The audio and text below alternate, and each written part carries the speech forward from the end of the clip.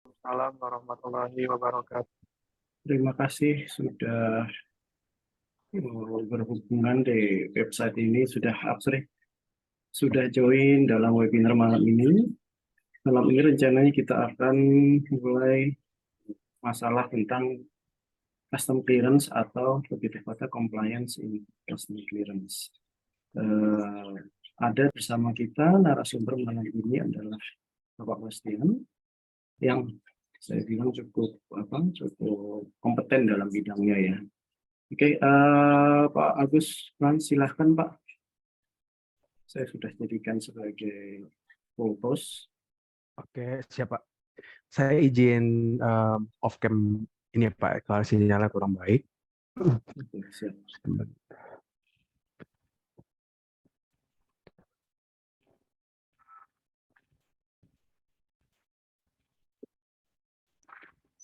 Sebentar, ini mana ini ya?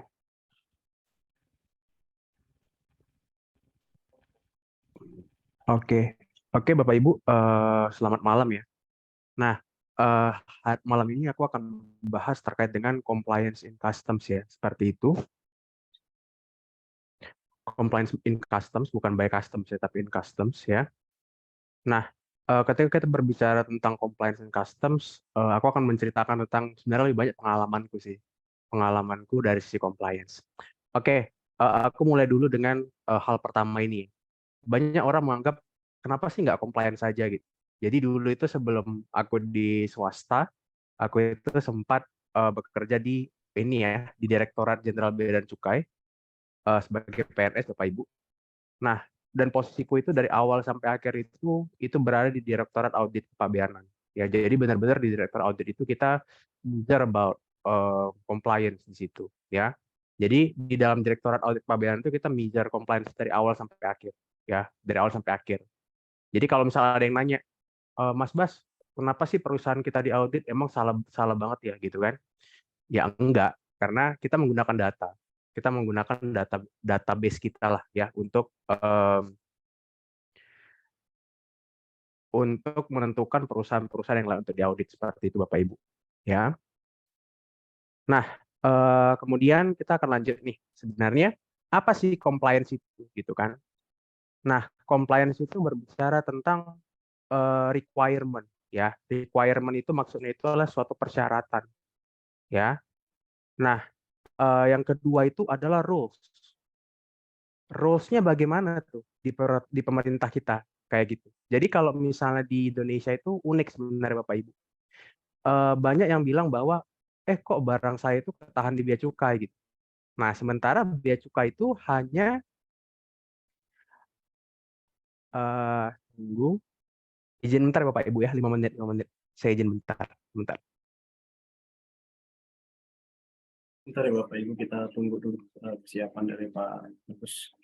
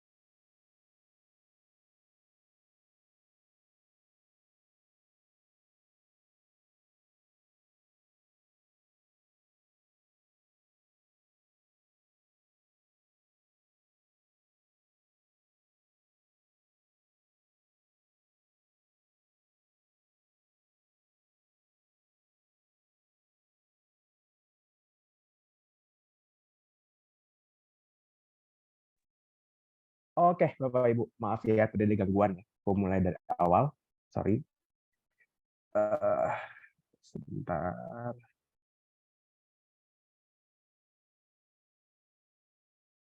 Pak izin boleh share screen lagi kah? Reclaim. Silakan, silakan. Sudah jadi Oke. co-host. Ini host disable participant share screen. Eh, Kayaknya ini balik lagi Pak. Bentar ya, aku coba ubah. Oke.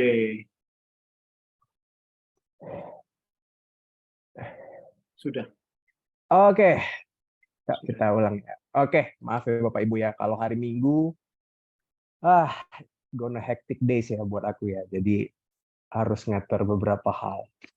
Ya, maaf terganggu Bapak Ibu. Oke, aku mulai ya. Udah mulai fokus nih.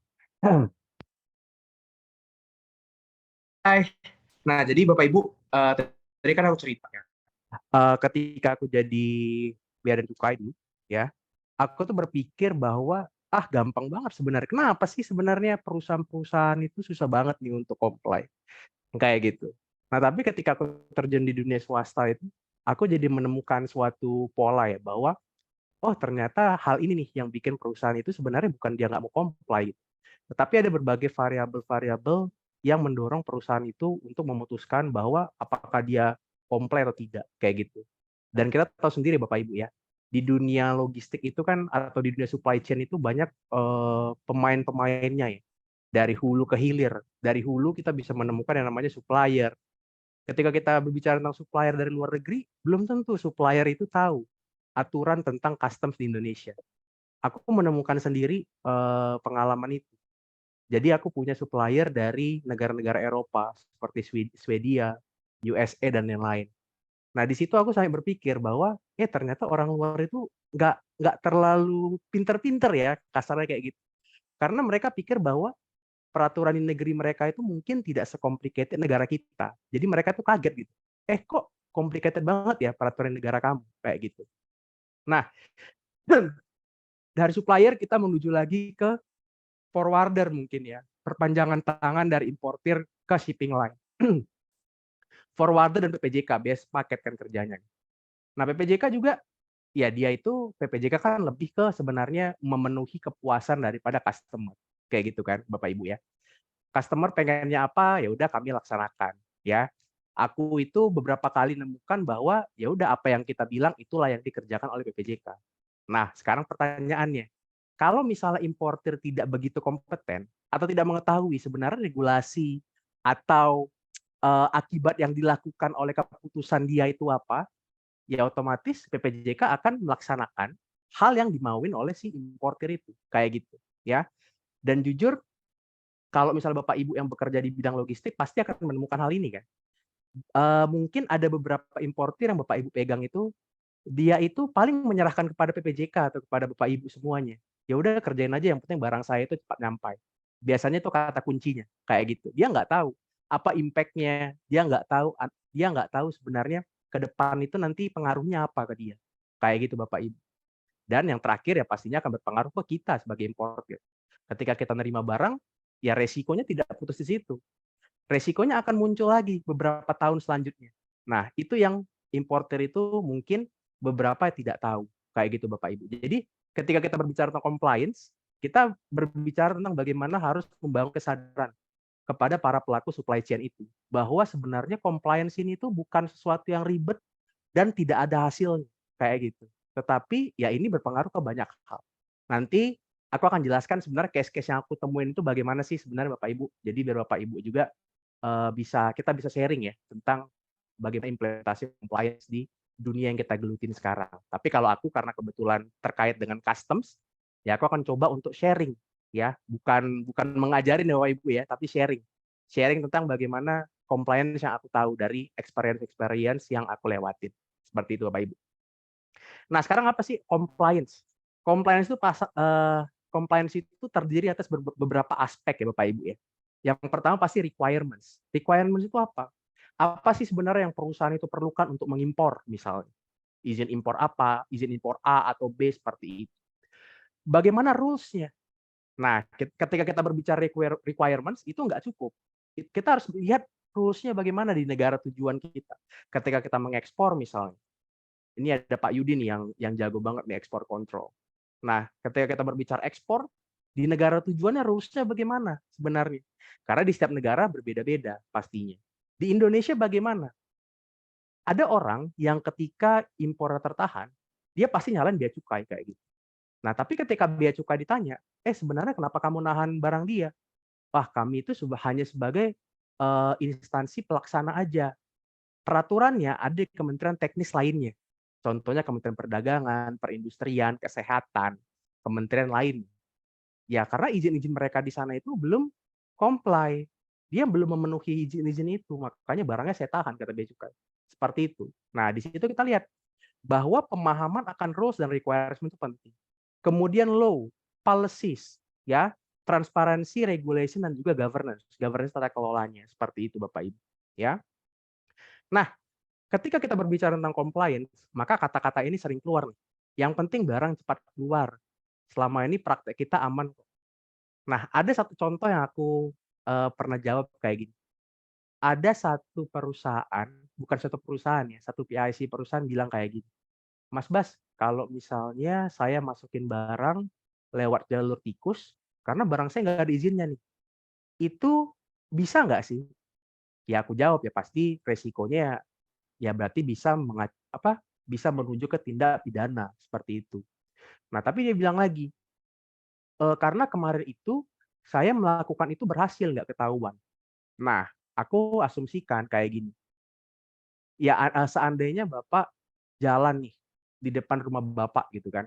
Tapi Bapak itu jalannya Pak tutup mata nih, nyebrang dari ujung ke ujung.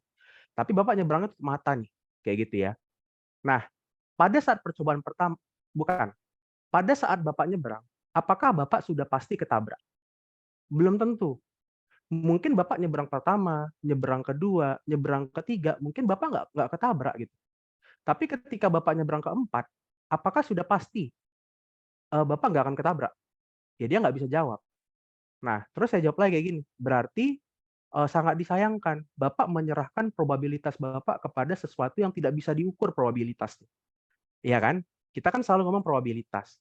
Probabilitas kapan sih perusahaan akan develop? Probabilitas kapan NLC ini bisa develop menjadi suatu komunitas logistik terbesar di Indonesia? Probabilitas misalnya kapan sih Pak Rizky mungkin akan menjadi komisaris di perusahaan yang digelutinya sekarang? Ya saya nggak tahu, mungkin sekarang jadi komisaris ya. Nah kita kan ketika berbicara tentang bisnis, kita berbicara tentang yang namanya mana cara kita untuk mengukur probabilitas itu kan. Nah itu kuncinya. Tapi ketika kita tidak comply, maka nanti probabilitas itu akan menjadi kabur. Mungkin pada saat pertama kali barang Bapak Ibu bisa masuk, tapi pada saat kedua, pada saat ketiga ya belum tentu bisa masuk. Gampangnya kayak gini. Ketika barang pertama masuk, barang kedua masuk, barang ketiga masuk, terus barang keempat itu pada saat Bapak dan Ibu itu misalnya ngimpornya 10 kontainer, itu besar-besarnya. Dan pada saat itu juga Bapak Ibu itu benar-benar butuh barang Bapak Ibu. Kemudian kena SPBL, barang lartas. Atau misalnya kena tegah nih barangnya, nggak boleh masuk. Nah, sekarang pertanyaannya, 10 kontainer itu mau diapain? Ketika nanti itu masuk ke dalam ranah pidana, maka ya nggak bisa direekspor nanti barangnya. Itu pasti barangnya akan ditahan untuk dibuktikan tindak pidananya. Jadi seperti itu Bapak Ibu. Ya, jadi yang penting barang cepat keluar itu, ya itu nggak tepat.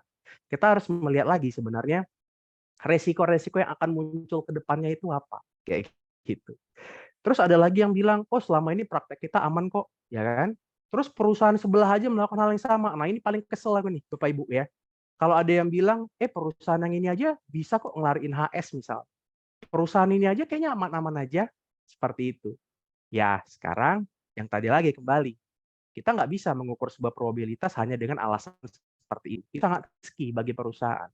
Khususnya perusahaan yang memang skalanya itu benar-benar besar. Kemudian ya kalau misalnya kita nggak bisa masukin barang ini, ya pastinya nggak ada sales. Nanti kalian dipecat. Ya sekarang pertanyaannya, apakah perusahaan itu bisa bisa berkelanjutan prosesnya hanya karena sales? Sales itu benar berguna. Tapi ingat, perusahaan itu kan gaji pegawai bukan karena sales, tapi karena net income kan. Kalau salesnya 10.000, tapi expense-nya 15.000, berarti dia loss 5.000. Nah, loss 5.000 itu siapa yang tanggung? Nah, kayak gitu ya Bapak Ibu. Kemudian barang yang penting barangnya datang dulu lah ke Indonesia. Nah, pertanyaannya, Bapak dan Ibu mungkin yang bergabung di dalam komunitas NLC, apalagi mungkin yang berkaitan erat dengan proses impor. Nah, pernah nemuin nggak ada barang yang datang tapi izinnya nggak lengkap? Nah, biasanya ada yang nanya ke aku, Mas Bas, gimana sih solusinya biar barang kita bisa keluar? Contohnya yang sekarang lagi rame Bapak Ibu, PI besi baja ya. Nah, kalau misal PI besi baja itu ada yang orang nekat tuh, dia masukin barangnya duluan, padahal PI-nya nggak ada misalnya. Nah, itu impact-nya kemana? Ya harus direekspor barangnya. Atau enggak ya masukin PLB. Tapi kan kalau dari PLB atau Pusat Logistik Berikat, Bapak Ibu harus tetap punya PI kan untuk mengeluarkan barang itu. Nah, sekarang kalau nggak punya PI, barangnya mau diapain? Nah, proses ekspor sendiri kan ya Bapak Ibu bisa tahu sendiri kan, itu membutuhkan waktu mungkin seminggu atau 2 minggu biasanya. Ya. Nah, itu kan cost Bapak Ibu, apalagi perusahaan yang budgetnya ketat, tight budget ya. Nah, itu pasti akan menaikkan budget perusahaan Bapak Ibu. Kalau misalnya prinsipnya yang penting barangnya datang dulu.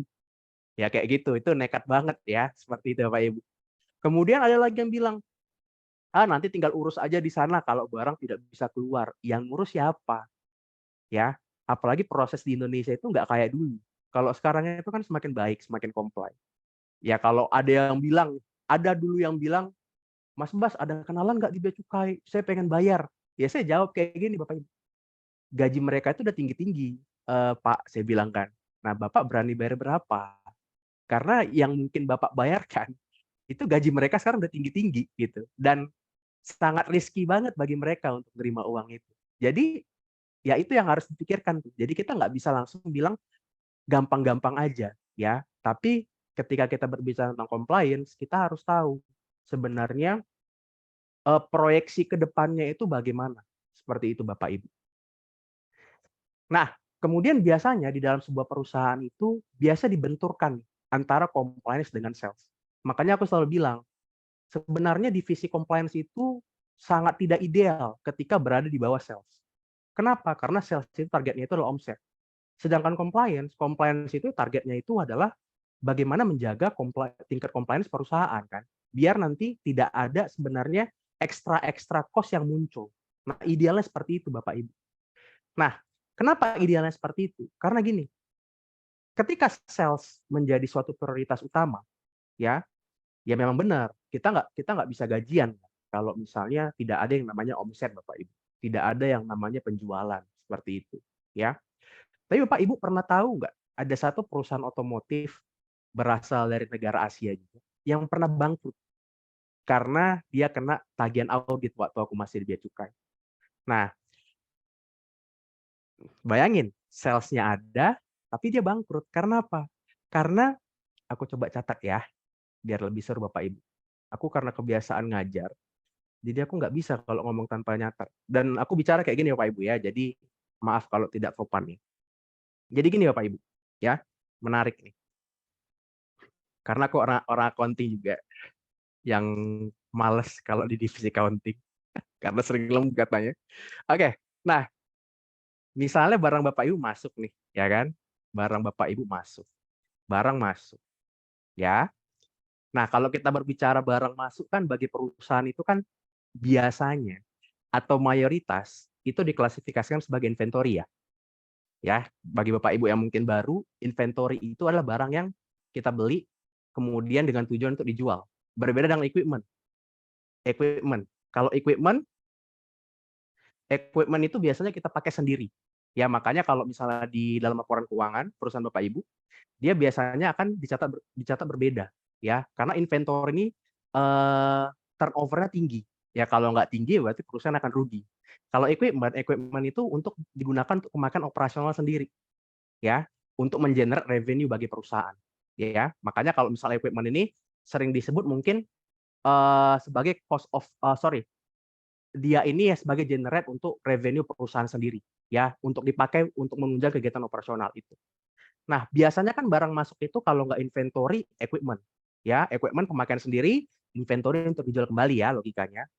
Nah, inventory bisa juga untuk proses produksi.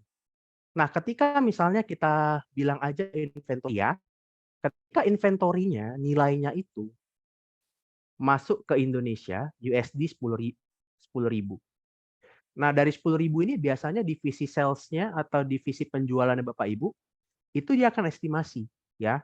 Estimasi. Harusnya dari 10.000 ini contohnya saya akan dapat omset segi 20.000. Nah, seperti ini Bapak Ibu. Dan pastinya yang namanya perusahaan pengen turnover inventory-nya tinggi, ya. Biar cost of capital-nya itu bisa semakin kecil, ya. Cost of capital apa? Cost of capital itu adalah ketika Bapak Ibu menyimpan atau menginvestasikan uang Bapak Ibu itu ke inventory tadi atau ke salah satu barang yang Bapak Ibu beli. Nah, berarti semakin lama Bapak Ibu akan tahan inventorinya, maka Bapak Ibu akan kekurangan daya beli untuk membeli produk yang lain. Jadi bayangannya kayak gini. Bapak Ibu misalnya beli sate Padang. Tapi karena Bapak Ibu beli sate Padang, uang Bapak Ibu habis untuk situ, Bapak Ibu mau nggak mau itu nggak bisa beli soto ayam. Jadi ketika misalnya istri Bapak Ibu yang sedang ngidam di rumah, itu mau beli sate ayam, soto ayam tadi ya, maka Bapak Ibu mau nggak mau harus minjam ke bank. Nah, itu dinamakan cost of capital, ya. Makanya di dalam perusahaan biasa pengennya turnover-nya tinggi, ya. Nah, kemudian omsetnya tadi 20.000 kan, inventorinya 10.000, omsetnya 20.000. Terus barang masuk, ya, barang masuk cepat, nggak ada halangan. Nah, kemudian udah dapat nih 20.000. Kemudian 2 tahun selanjutnya misalnya, Bapak Ibu kena yang namanya audit kepabeanan. Ya. Nah, ini aku bikin aja nih tahun 2021. Nah, setiap akhir tahun pasti Bapak Ibu akan tutup buku kan? Ya, berarti Bapak Ibu di tahun 2021 akan membukukan profit senilai 10.000. Nah, kemudian 2 tahun selanjutnya, nah parahnya kita bukan hanya berbicara profit, tapi perusahaan Bapak Ibu akan mendapatkan suatu base perhitungan. Berapa sih dari produk yang saya jual ini profitnya berapa? Let's say profit dari sini 50% kan. Di sini kan jual 20.000, modal 10.000. Berarti base perhitungan profitnya 100%. Berarti dari satu barang, saya bisa nih untung 100%, kata perusahaan Bapak Ibu, di tahun 2021. Dibawa tahun 2002. Saya beli ini berarti saya untung 100%. Nah, 2 tahun selanjutnya, Bapak Ibu kena audit kepabeanan. Ternyata, misalnya, barang yang Bapak Ibu laporkan itu HS-nya salah. Nah, bagi yang baru di kepabeanan, HS itu adalah bagaimana cara pandang kita terhadap suatu barang, Bapak Ibu ya. Kalau misalnya kita melihat sebuah barang, cangkir. Nah, kalau di dunia perdagangan internasional, kita nggak melihat itu sebagai cangkir. Tapi kita melihat itu sebagai kumpulan angka. Di mana kumpulan angka itu ketika kita baca, dan semua orang baca, itu dia akan tahu, oh ini merupakan cangkir. Dan kumpulan angka itulah nanti yang akan mencerminkan tarif Bapak Ibu itu berapa. Ya, misalnya di dalam base perhitungan 100% ini, di sini kan ada variabel biaya masuk Bapak Ibu.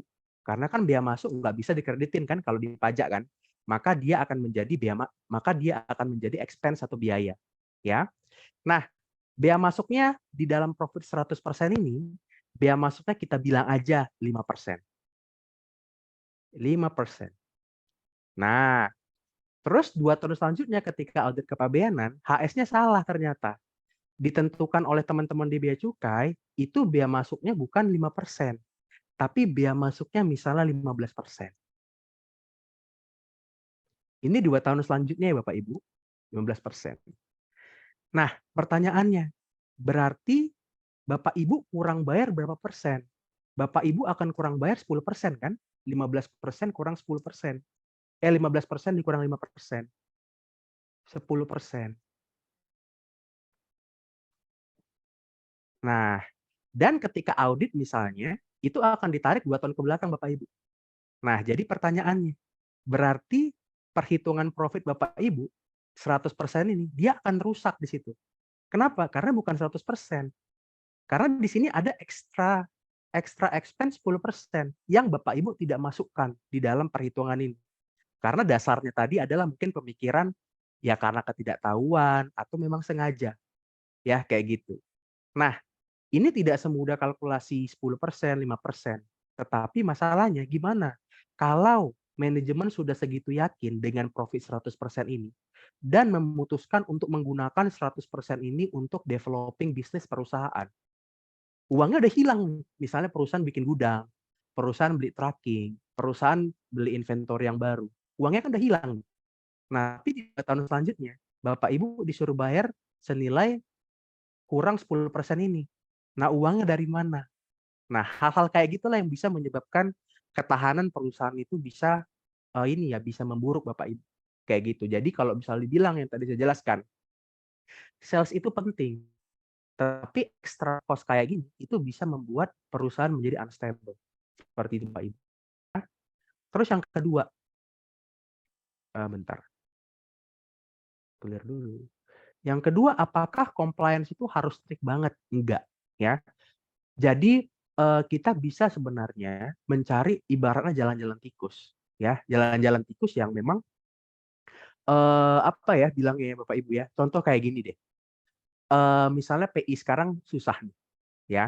Kita nggak bisa bilang kan, apalagi perusahaan yang misalnya produksi besi dan baja. Nah, kita nggak bisa bilang, pokoknya kita nggak bisa nih ngimpor besi dan baja, ya. Nah, ada cara-cara lainnya, kita bisa ngimpor tuh. Tapi memang setiap cara itu ada resikonya masing-masing. Itulah yang harus kita informasikan kepada pihak manajemen. Ini resikonya loh kalau misalnya kita pakai cara A. Ini resikonya loh ketika kita pakai cara B. Sayangnya, banyak orang yang ngomong solusi, tapi tanpa memberitahukan resiko. Jadi ketika barangnya ketahan atau apapun itu, manajemennya akan bingung. Kok kayak gini? Nah, itu yang salah. Kayak gitu Bapak Ibu. Kemudian yang ketiga, compliance itu dapat menjadi value added bagi perusahaan untuk menunjang kegiatan penjualan. Nah, gimana bisa sebenarnya? Kok bisa? Karena kalau misalnya kita compliance, mungkin otomatis ya atau generally sebenarnya lead time perusahaan kita akan segitu-segitu aja kan. Karena kita udah comply nih. Misalnya kita pakai HS yang benar, kita melaporkan semua deskripsi barang yang benar, maka ya prosesnya akan cepat, akan smooth. Tapi bayangin kalau misalnya tiba-tiba barang kita kena tahan sama bea cukai karena ditenggarai itu barang kartas. Barang kita ketahan, sementara kita udah janji kepada customer, barang ini nanti akan keluar misalnya 2 hari ya atau 3 hari ya kalau misalnya saya mendapatkan jalur hijau. Tapi kok customer bilang, kok nggak nyampe-nyampe barangnya, udah 5 hari, udah 6 hari. Nah, terus kita bilang, "Oh, barang kami udah kena tegah nih sama bea cukai, karena ternyata ini barang lartas." Nah, pertanyaannya, apakah customer akan put trust di dalam transaksi-transaksi berikutnya? Belum tentu. Apalagi misalnya customer Bapak Ibu itu perusahaan yang besar, ya, perusahaan multinasional, maka dia akan aware banget terhadap hal-hal seperti ini. Pasti dia akan scoring kan, "Oh ini, supplier saya ini kok dia nggak bisa memenuhi janji layanannya nih sesuai dengan tepat waktu." Maka itu akan menjadi nilai merah bagi perusahaan Bapak Ibu, seperti itu, ya.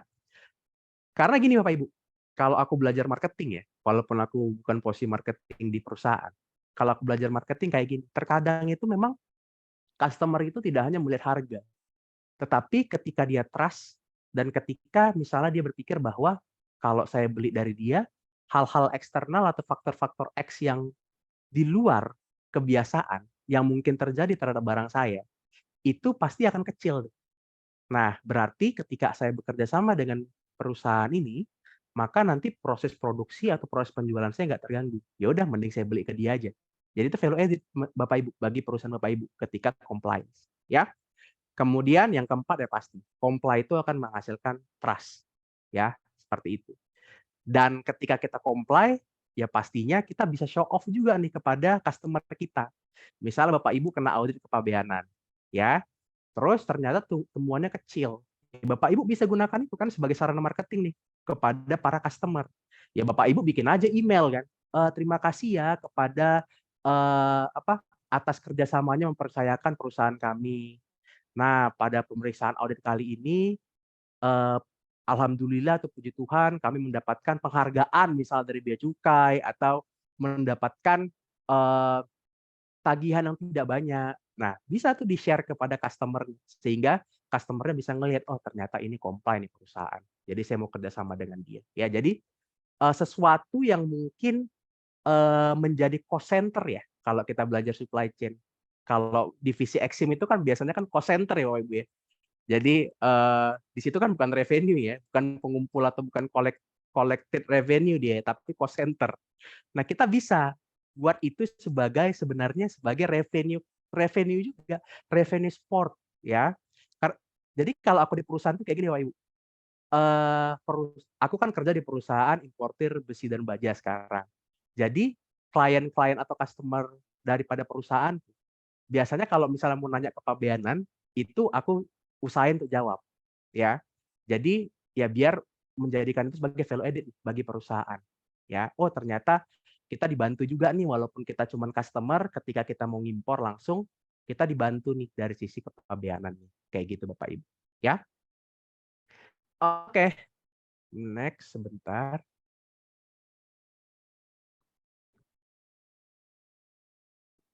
Nah, sekarang pertanyaannya, Mas Bas kok dari tadi bicara comply aja sih sebenarnya? Comply itu sebenarnya apa sih Mas Bas? Dari perspektif yang mudah untuk dinalar oleh kami-kami yang awam ini. Jadi ketika kita berbicara tentang custom clearance process, ya pastinya Bapak Ibu sudah ngerti. Kita harus strict dengan 4 hal ini. Ya, yang pertama adalah arus barang, pastinya. Karena apa? Karena ketika kita mau ngimpor, pastinya di situ ada barang. Barang itu mungkin bisa berupa barang berwujud, bisa juga berupa barang tidak berwujud atau intangible. Ya. Kemudian ada namanya arus dokumen. Ya pastinya barang-barang ini kan nggak mungkin tidak diikuti oleh dokumen. Pastinya akan diikuti oleh dokumen. Kemudian yang ketiga itu adalah arus uang. Arus uang itu adalah kemana uangnya lari. Ada nggak sih uangnya di situ? Kemudian yang keempat itu adalah proses. Kayak gitu. Misalnya seperti ini Bapak Ibu. Aku memisalkan ada Bapak Ibu disuruh atau diminta tolong oleh sebuah perusahaan yang merupakan klien Bapak Ibu. Let's say perusahaannya namanya ALTD. Ya. ALTD ini misalnya base-nya itu adalah di Singapura. Ya, di Singapura Bapak Ibu.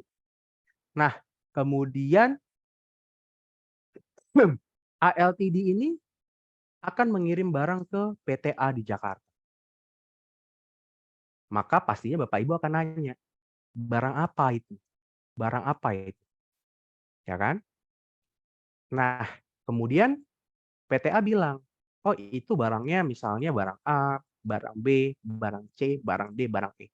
Dengan rincian misalnya network-nya sekian, kemudian price-nya sekian, kemudian volumenya atau dimensinya sekian. Biasanya kayak gitu kan Bapak Ibu kan? Biar Bapak Ibu juga bisa tahu barangnya apa. Dan pasti harus tahu barangnya apa. Nggak mungkin Bapak Ibu mau ngantar, tapi nggak tahu barangnya apa. Ya.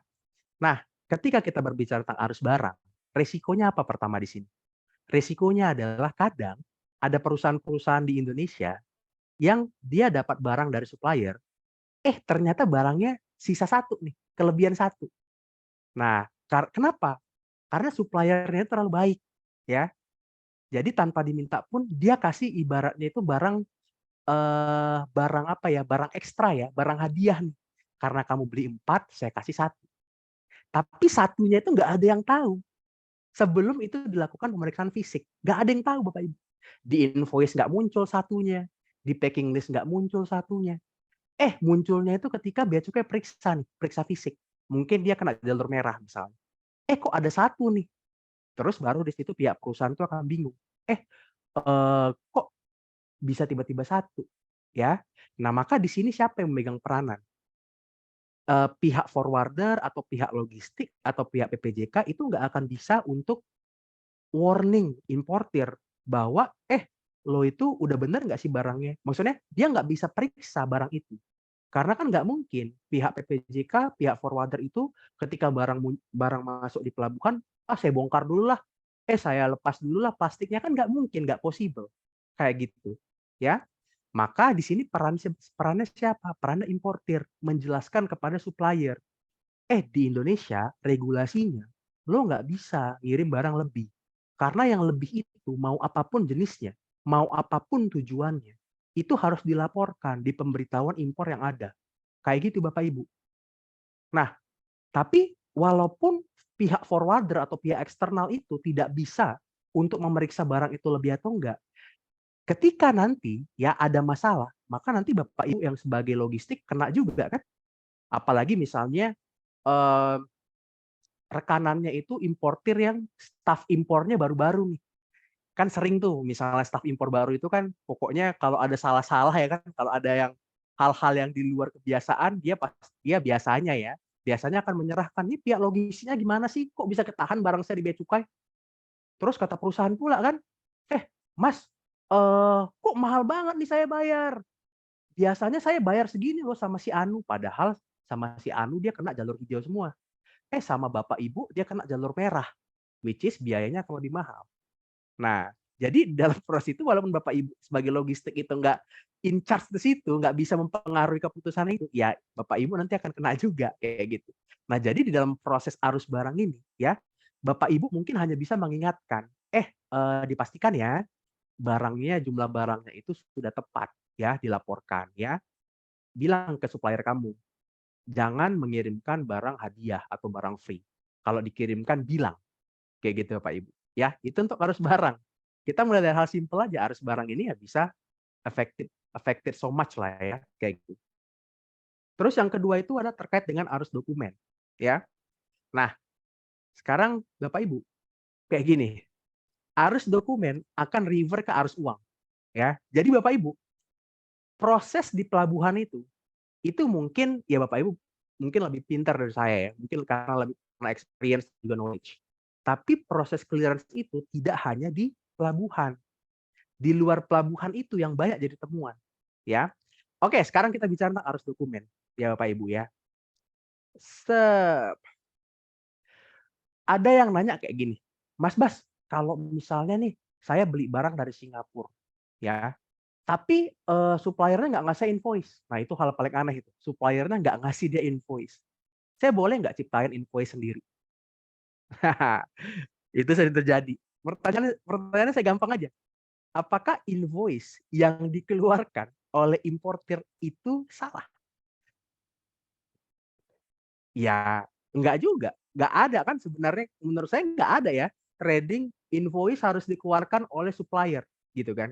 Tapi pertanyaannya, apakah invoice yang dikeluarkan oleh importer terpercaya? Kagak. Karena apa? Karena dia yang impor, masa dia yang mengeluarkan invoice? Itu enggak terpercaya. Jadi invoice itu harusnya diterbitkan oleh siapa? Diterbitkan oleh supplier. Seperti itu. Nah, pertanyaannya lagi, Mas Bas, barang saya kan pakai COO nih. COO-nya itu Amerika. Nah, tapi invoice saya dari Singapura. Bisa nggak sih? Ya itulah yang namanya third-country invoicing. Ya, jadi ketika Bapak Ibu nanti ditanya nih sama bea cukainya, kok bisa invoice kamu itu dari Singapura, sementara kan barang kamu dari Amerika Serikat. Ya kamu Bapak Ibu jelaskan lewat flow dokumennya. Nah ini invoice Pak. Invoice kebetulan Singapura ini merupakan perusahaan tradingnya. Dia ngambil barang dari Amerika. Kemudian Amerika ngirim barang ke Indonesia. Ya semuanya itu nanti akan dijelaskan di dalam flow dokumen. Ya, nggak bisa kita hanya bilang kepada bea cukai, Pak kayak gini, kayak gini, kayak gini. Tapi flow dokumennya nggak jelas. Ya, seperti itu. Sama kayak gini Bapak Ibu. Jadi ada perusahaan, ada case kayak gini. Jadi dia itu barangnya itu nilainya itu $10.000. Jadi barangnya itu nilainya USD 10.000. Ya. Tapi ketika barangnya sampai di Soekarno-Hatta atau di Priuk, dia kena noto. Notonya anggapnya 1.000. Alasannya karena nilai pabean. Nilai pabeannya itu dianggap kurang untuk dideklar. Jadi misalnya ketika Bapak Ibu nih barang masuk kan dilaporkan di PEB 10.000. 10.000 ini ada Bapak Ibu di invoice-nya. Nilai invoice-nya itu 10.000. Kayak gitu. Tapi bea cukai bilang, "Oh, ini harusnya nggak 10.000, ini 11.000." Which is kata importir, "Ini angka dari mana? Di invoice saya kan 10.000." Ya kan? Nah, sekarang pembuktian dari mana pertanyaannya? Karena gini, yang berhak untuk membuktikan itu adalah importir. Bea cukai yang ya kerjaannya udah banyak. Nggak mungkin dia mencari-cari kan angkanya 11.000. Pokoknya dia bilang 11.000. Pasti dia ada alasan. Nah, sekarang pertanyaannya adalah Dari mana sih Bapak Ibu bisa membuktikan bahwa nilai barangnya itu betul-betul USD 10.000? Ya itulah dinamakannya flow dokumen Bapak Ibu. Bapak Ibu kasih dari mulai PO, ya. PO, setelah PO itu apa? Mungkin Bapak Ibu ada purchase contract. Biasa di purchase contract itu ada nilai barang. Tapi apakah purchase contract itu ya cukup? Ya, belum cukup. Kenapa? Karena purchase contract itu harus direalisasikan ya. Sama aja kayak gini, misalnya Bapak Ibu buat kontrak sama lawan Bapak Ibu. Tapi kalau barangnya belum dikirim, apakah kontrak itu akan menjadi apa ya? Menjadi suatu alasan yang valid? Belum tentu. Nah, makanya dari purchase kontrak Bapak Ibu harus sajikan invoice. Karena invoice itulah kunci bahwa barang Bapak Ibu sudah dikirim dan Bapak Ibu akan mendapatkan tagihan kayak gitu. Tapi apakah invoice-nya cukup? Belum tentu juga. Karena sekarang kita tahu sendiri, invoice itu banyak yang dibuat-buat. Ya, gampang buat invoice. Pakai Nitro PDF aja, edit-edit, terus diubah ke dalam format PDF, jadi invoice. Nah, kita lihat lagi dokumen laporan keuangan Bapak Ibu. Pasti orang accounting akan nyatat kan sebenarnya inventory ini sebenarnya dicatat berapa nilai. Nah, itulah yang menjadi alurnya, flow dokumennya. Ketika kita berbicara lisan, maka itu nggak bisa dipercaya. Yang bisa menjadikan sebuah informasi itu valid dan dapat dipercaya apa? Ya flow dokumen. Seperti itu Bapak Ibu. Ya, makanya setiap transaksi itu flow dokumennya harus benar diperhatikan. Ya, jangan misalnya saya nggak dapat invoice atau misalnya transaksinya ngapain Pak kita nyimpan purchase kontrak atau sales kontrak, nggak ada gunanya Pak bagi orang eksim, biasa kayak gitu. Nah, sekarang kalau nggak ada gunanya, nanti akan ada temuan-temuan lagi, royalti. Royalti itu nggak ada di invoice, dia adanya di kontrak. Nah, itu pentingnya, harus dokumen Bapak Ibu. Jadi setiap transaksi itu Bapak Ibu harus ngerti benar-benar. Oh, ini dari mana ya? Dari perusahaan induk anak atau dari perusahaan misalnya perusahaan yang berbeda payung payung hukumnya, atau misalnya ini kenapa ya harganya kok bisa tiba-tiba bisa tiba-tiba jomplang banget ya? Kok bisa ya perusahaan ini dapat diskon 70%? Oh, berarti kita harus trace nih. Kita harus trace yang namanya arus dokumennya. Kayak gitu Bapak Ibu, ya. Kemudian yang ketiga arus uang. Arus uang. Nah, arus uang ini menarik Bapak Ibu. Jadi sebenarnya kalau menurut saya, yang bisa menguji compliance itu tingkat terakhirnya adalah arus uang. Ya, ini aku berbicara importasi ya Bapak Ibu ya. Jadi aku pernah nemu case kayak gini. Jadi di dalam webinar kayak gini nih, ada salah satu manajemen dari forwarder yang cukup terkenal lah, yang berasal dari negara Eropa sana, ya. Dia nanya hal menarik kayak gini Bapak Ibu, ya. Jadi gini, dia kan forwarder ya, berarti dia bantu kliennya ya di Indonesia ya. Nah, kemudian gini, kalau di customs ada namanya norma Bapak Ibu. Jadi gini, penentuan nilai pabean di dalam customs itu ada 3 unsur. C, I, F. Cost plus insurance plus freight. Cost itu adalah harga barang. Insurance itu adalah nilai asuransi. Freight itu adalah ongkos angkut, ya. Nah, terkadang nilai freight dan nilai insurance suatu barang itu tidak dapat ditentukan pada saat proses declare PIB berlangsung. Ya. Contoh kalau misalnya nilai insurance misalnya. Kadang-kadang insurance itu kan ada insurance yang kita itu buat untuk setahun penuh. Nah, sekarang bagaimana pecahnya menjadi satu importasi? Nah, kayak gitu kan, itu mungkin jadi satu case.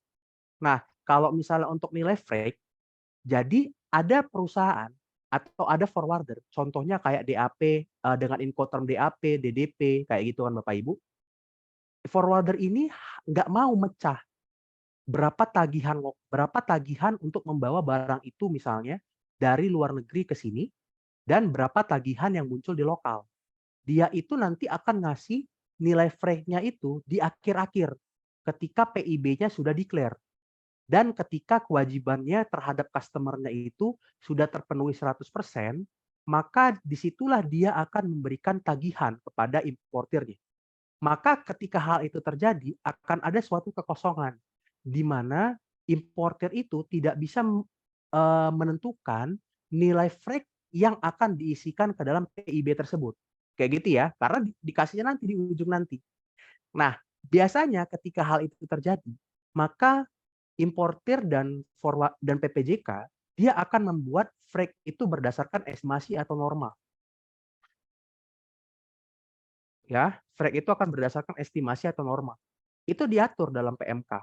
Ya, jadi kalau misalnya ketika barang itu berada di negara ASEAN, maka nanti tarif freight-nya itu 5% ya, 5%. Kemudian kalau misalnya Asia 10%, kemudian di luar non-Asia nanti 15%. Kayak gitu Bapak Ibu, ya. Kayaknya 5% kali FOB ya, kalau aku nggak salah, aku lupa, ya, kayak gitu. Nah, karena itu terjadi, maka PPJK yang tadi itu membuat yang namanya norma, ya. Dia ngisikan nih 5% tadi, tek, diisikan di PIB. 5% tadi itu udah diatur ya di dalam peraturan ya, jadi nggak masalah, ya. Diisikan 5%, ya, 5%. Terus tiba-tiba perusahaan klien dia, yaitu importir tadi, itu diaudit sama bea cukai. Nah, bea cukai ngelihat nih laporan keuangan dari perusahaan tadi. 5% ini kita anggap aja nilai freight-nya adalah 1.500 ya, biar kita nggak bingung, 1.500. Nah, kemudian di dalam laporan keuangan perusahaan tadi, dilihat, kok perusahaan ini bayar freight-nya itu bukan 1.500, tapi 1.700. Maka atas selisih 200 inilah perusahaan itu akan kena tagih. Nah, terus si ibu-ibu yang manajemen forwarder tadi, ya, itu bilang kayak gini, Mas Bas, kita kan udah lapor secara ini ya, secara compliance. Karena kan nilai norma itu kan diatur, atau nilai estimasi tadi kan diatur di dalam peraturan. Nah, tapi kok kita jadi kena tagih lagi? Saya jadi nggak enak nih sama customer saya. Nah, aku bilang kayak gini tuh, aku misalkan. Nilai pabean itu kan nilai yang seharusnya ibu bayar, ya. Nah, tapi terkadang ibu nggak bisa mengestimasi nilai itu berapa. Makanya diberikan suatu ruang untuk mengestimasi nilai tersebut. Tapi masalahnya pengertian nilai pabean kan nilai yang seharusnya. Nah, sama aja kalau kayak misalnya ibu jualan di food court, saya bilang.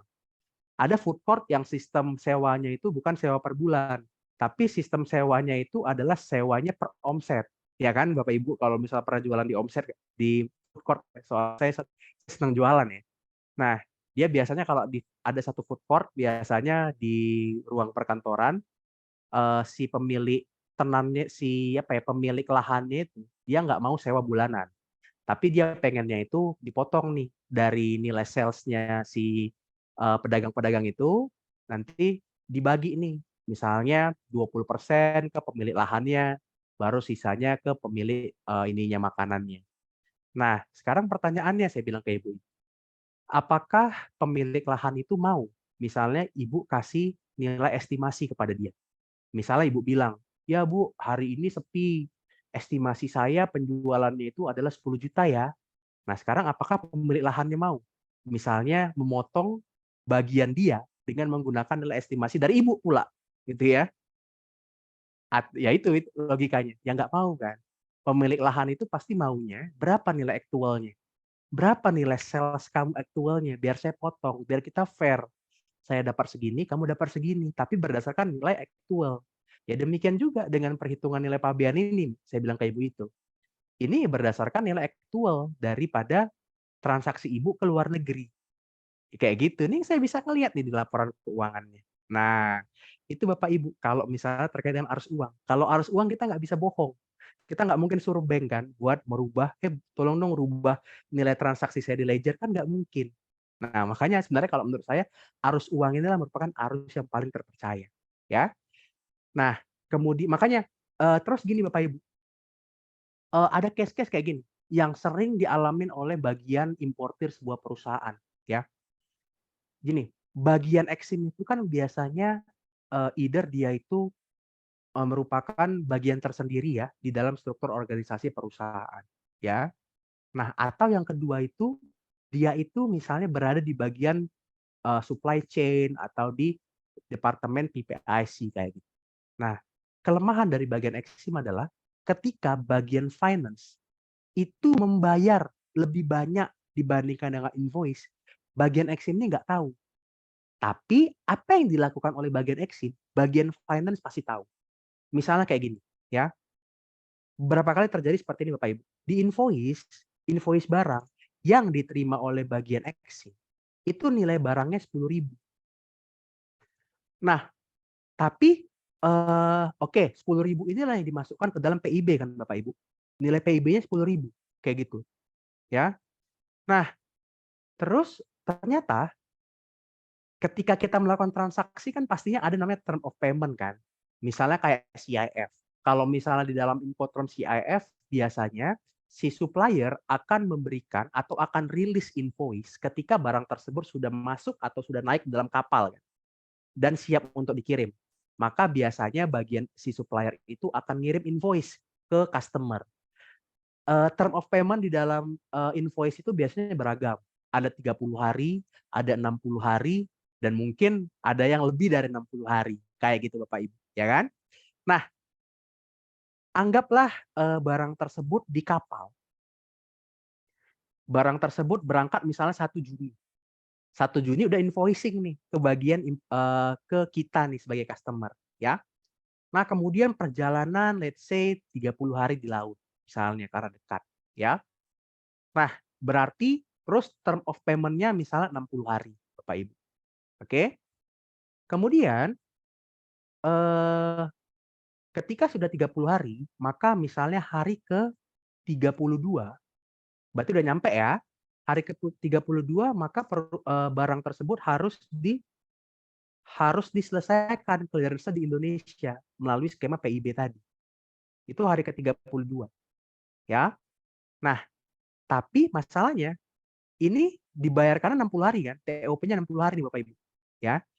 Nah, di hari ke-32 ini orang Exim di perusahaan itu akan mendapatkan invoice dengan nilai mana nih? Dengan nilai kita bilang aja 10.000. Dia hanya dapatkan satu invoice ini. Ya.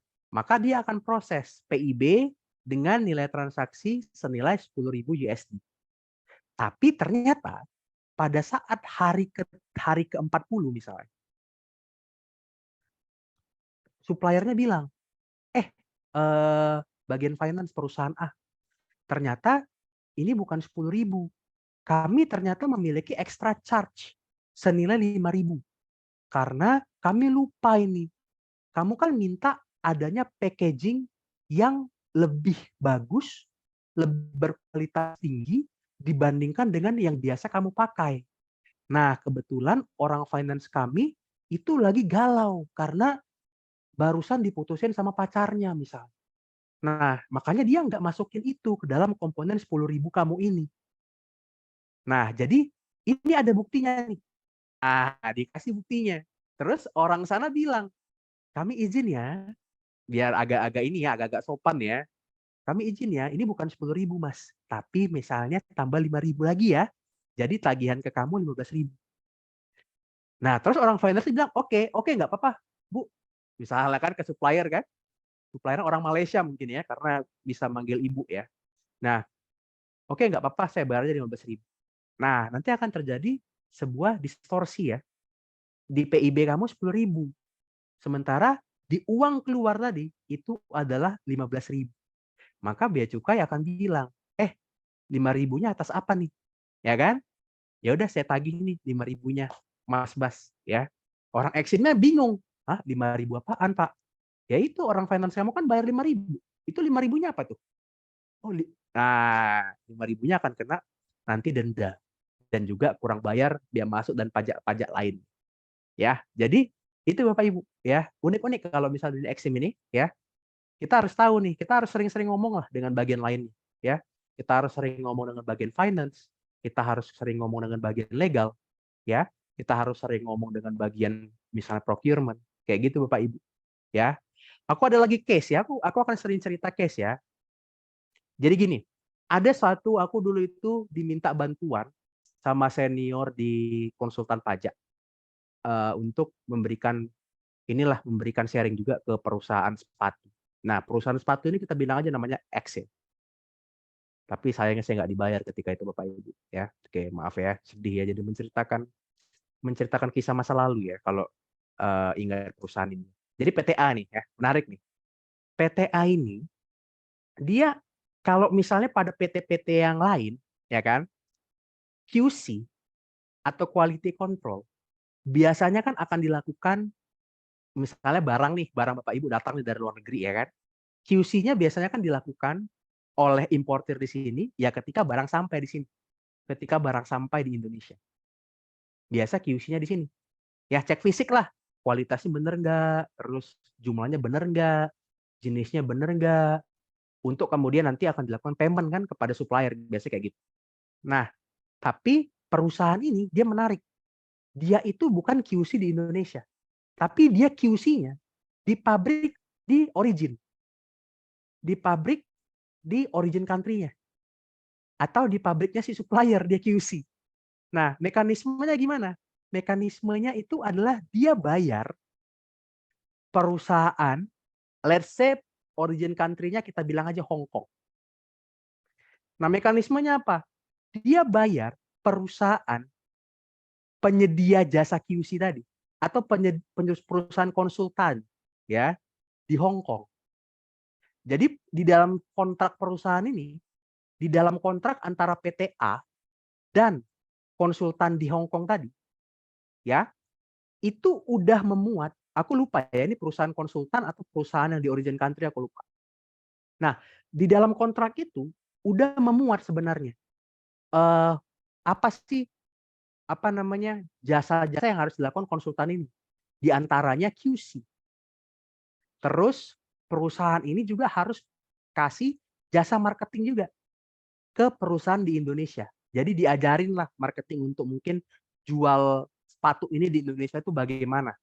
Kemudian dia itu jasa-jasa lainnya lah kayak gitu. Nah, jadi konsultan ini atau perusahaan di Hong Kong tadi itu menyediakan orang untuk untuk melakukan QC di negara di pabriknya barang tersebut gitulah logikanya ya. Nah, kemudian ketika barang tersebut sampai di Indonesia, dia kena USD misalnya 5.000. Ini nilai transaksinya. Antara pabrik dengan customer di sini kan Bapak Ibu kan. Ini nilai transaksinya. Kemudian bea cukai nemuin suatu pembayaran. Pembayaran itu bukan hanya 5.000. Jadi kalau misalnya di kita kan kalau saya dulu meriksa kan gampang aja ya. Jadi saya minta buku besar daripada perusahaan kan. Nah, biasanya kan perusahaan itu kalau mau transaksi ke luar negeri kan biasa dia pakai bank tertentu, ya. Nah, dari bank tertentu itu aku lihat aja sebenarnya nilai yang pakai kurs asing itu berapa. Nah, ternyata di sini ada nilai 2.000. Yang nggak tahu nih peruntukannya apa. Nah, setelah diselidiki, $2.000 ini itulah bayar untuk QC ini. Nah, terus perusahaan yang PTA tadi nanya ke aku, Mas Bas kok QC itu saya dimasukkan ke dalam nilai pabean yang 5.000 ini? Kenapa kayak gitu Mas Bas? Karena ya tadi, nilai pabean yang menjadi dasar perhitungan biaya masuk tadi, itu haruslah nilai yang seharusnya Ibu bayarkan untuk memperoleh barang tersebut sampai ke Indonesia. Ya. Sekarang pertanyaannya, quality control itu apakah terkait langsung nggak dengan barang Ibu atau barang yang Ibu impor? Nah dia nggak bisa jawab. Dia mulai kasih alasan-alasan. Ya enggak dong Mas Bas, kan nggak terpengaruh dong kalau misalnya quality control di negara asal. Terus aku bilang kayak gini. Sekarang Bu, kalau misalnya barang Ibu rusak nih di pabrik asalnya sana, ditemukan pada saat proses quality control. Nah, ketika rusak itu yang dilakukan apa sih Bu? Ya kita langsung ini Mas Bas, langsung ganti di pabriknya. Nah, oke. Nah, ketika Ibu ganti barang tersebut di pabriknya, maka ada value added nggak terhadap barang tersebut? Ya ada. Nah, itulah berarti masuk ke dalam nilai pabean seharusnya. Nilai atas kontrak quality control itu harus masuk ke dalam nilai pabean Ibu atau nilai transaksi Ibu yang Ibu cantumkan di PIB harusnya. Karena dia terkait langsung dengan perolehan barang impor apa barang impor ibu kayak gitu saya bilang Bapak Ibu ya. Terus dia bilang lagi kayak gini ya. Ya memang ibunya cost center banget ya. Jadi dia bilang kayak gini. Mas Bas, tapi kan kontrak sama perusahaan di luar negeri itu bukan hanya terkait jasa quality control, tapi itu terkait jasa marketing, jasa lainnya. Ada kok Mas kontraknya. Nah, ketika dia bicara kontrak, maka kita udah mulai bicara tentang arus dokumen. Kita udah mulai bergeser kan dari arus uang yang ditemukan oleh bea cukai tadi, kita mulai bergeser menjadi arus dokumen, kayak gitu kan? Karena kan arus uang aja nggak cukup. Kita harus buktikan dokumennya mana, kayak gitu ya. Nah, ini kan ada jasa marketing, Mas, ada jasa lainnya. Harusnya kan jasa marketing itu nggak masuk ke dalam perhitungan nilai pabean. Nah, kalau Bapak Ibu yang belajar nilai pabean ya emang nggak masuk. Karena kan jasa marketing itu jasa tambahan aja. Tanpa jasa marketing itu ya barang Bapak Ibu bisa juga dikirim ke Indonesia. Kayak gitu kan logikanya. Nah, kemudian ya aku bilang kayak gini, ya. Ibu bisa nggak sih pisahkan di dalam kontrak itu Ibu bisa nggak sih pisahkan berapa sih alokasi harga QC atau biaya QC, berapa sih alokasi biaya jasa marketing, berapa sih alokasi jasa-jasa lain? Pertanyaannya itu. Kalau Ibu bisa alokasikan berapa jasa QC berapa biaya QC di situ, maka yang akan ditambahkan ke dalam nilai pabean itu hanyalah biaya QC aja.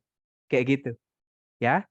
Karena kan biaya QC yang tadi dia terkait langsung dengan barang impor yang akan diimpor ya. Barang yang akan diimpor Ibu tadi ya. Kayak gitu logikanya Bapak Ibu. Ya. Nah, bentar. Batuk dulu ya Bapak Ibu ya. Saking semangatnya nih. Bercampur udah agak pusing ya. Oke. Nah, tapi kata Bapak Ibu tadi, QC-nya saya nggak bisa pisahin Mas Bas.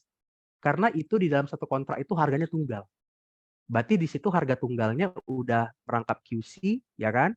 Kemudian jasa marketing, jasa lain. Ya saya bilang, selama Ibu nggak bisa pisahin alokasi uangnya, alokasi biayanya, maka semua jasa-jasa itu kena nilai pabean tadi.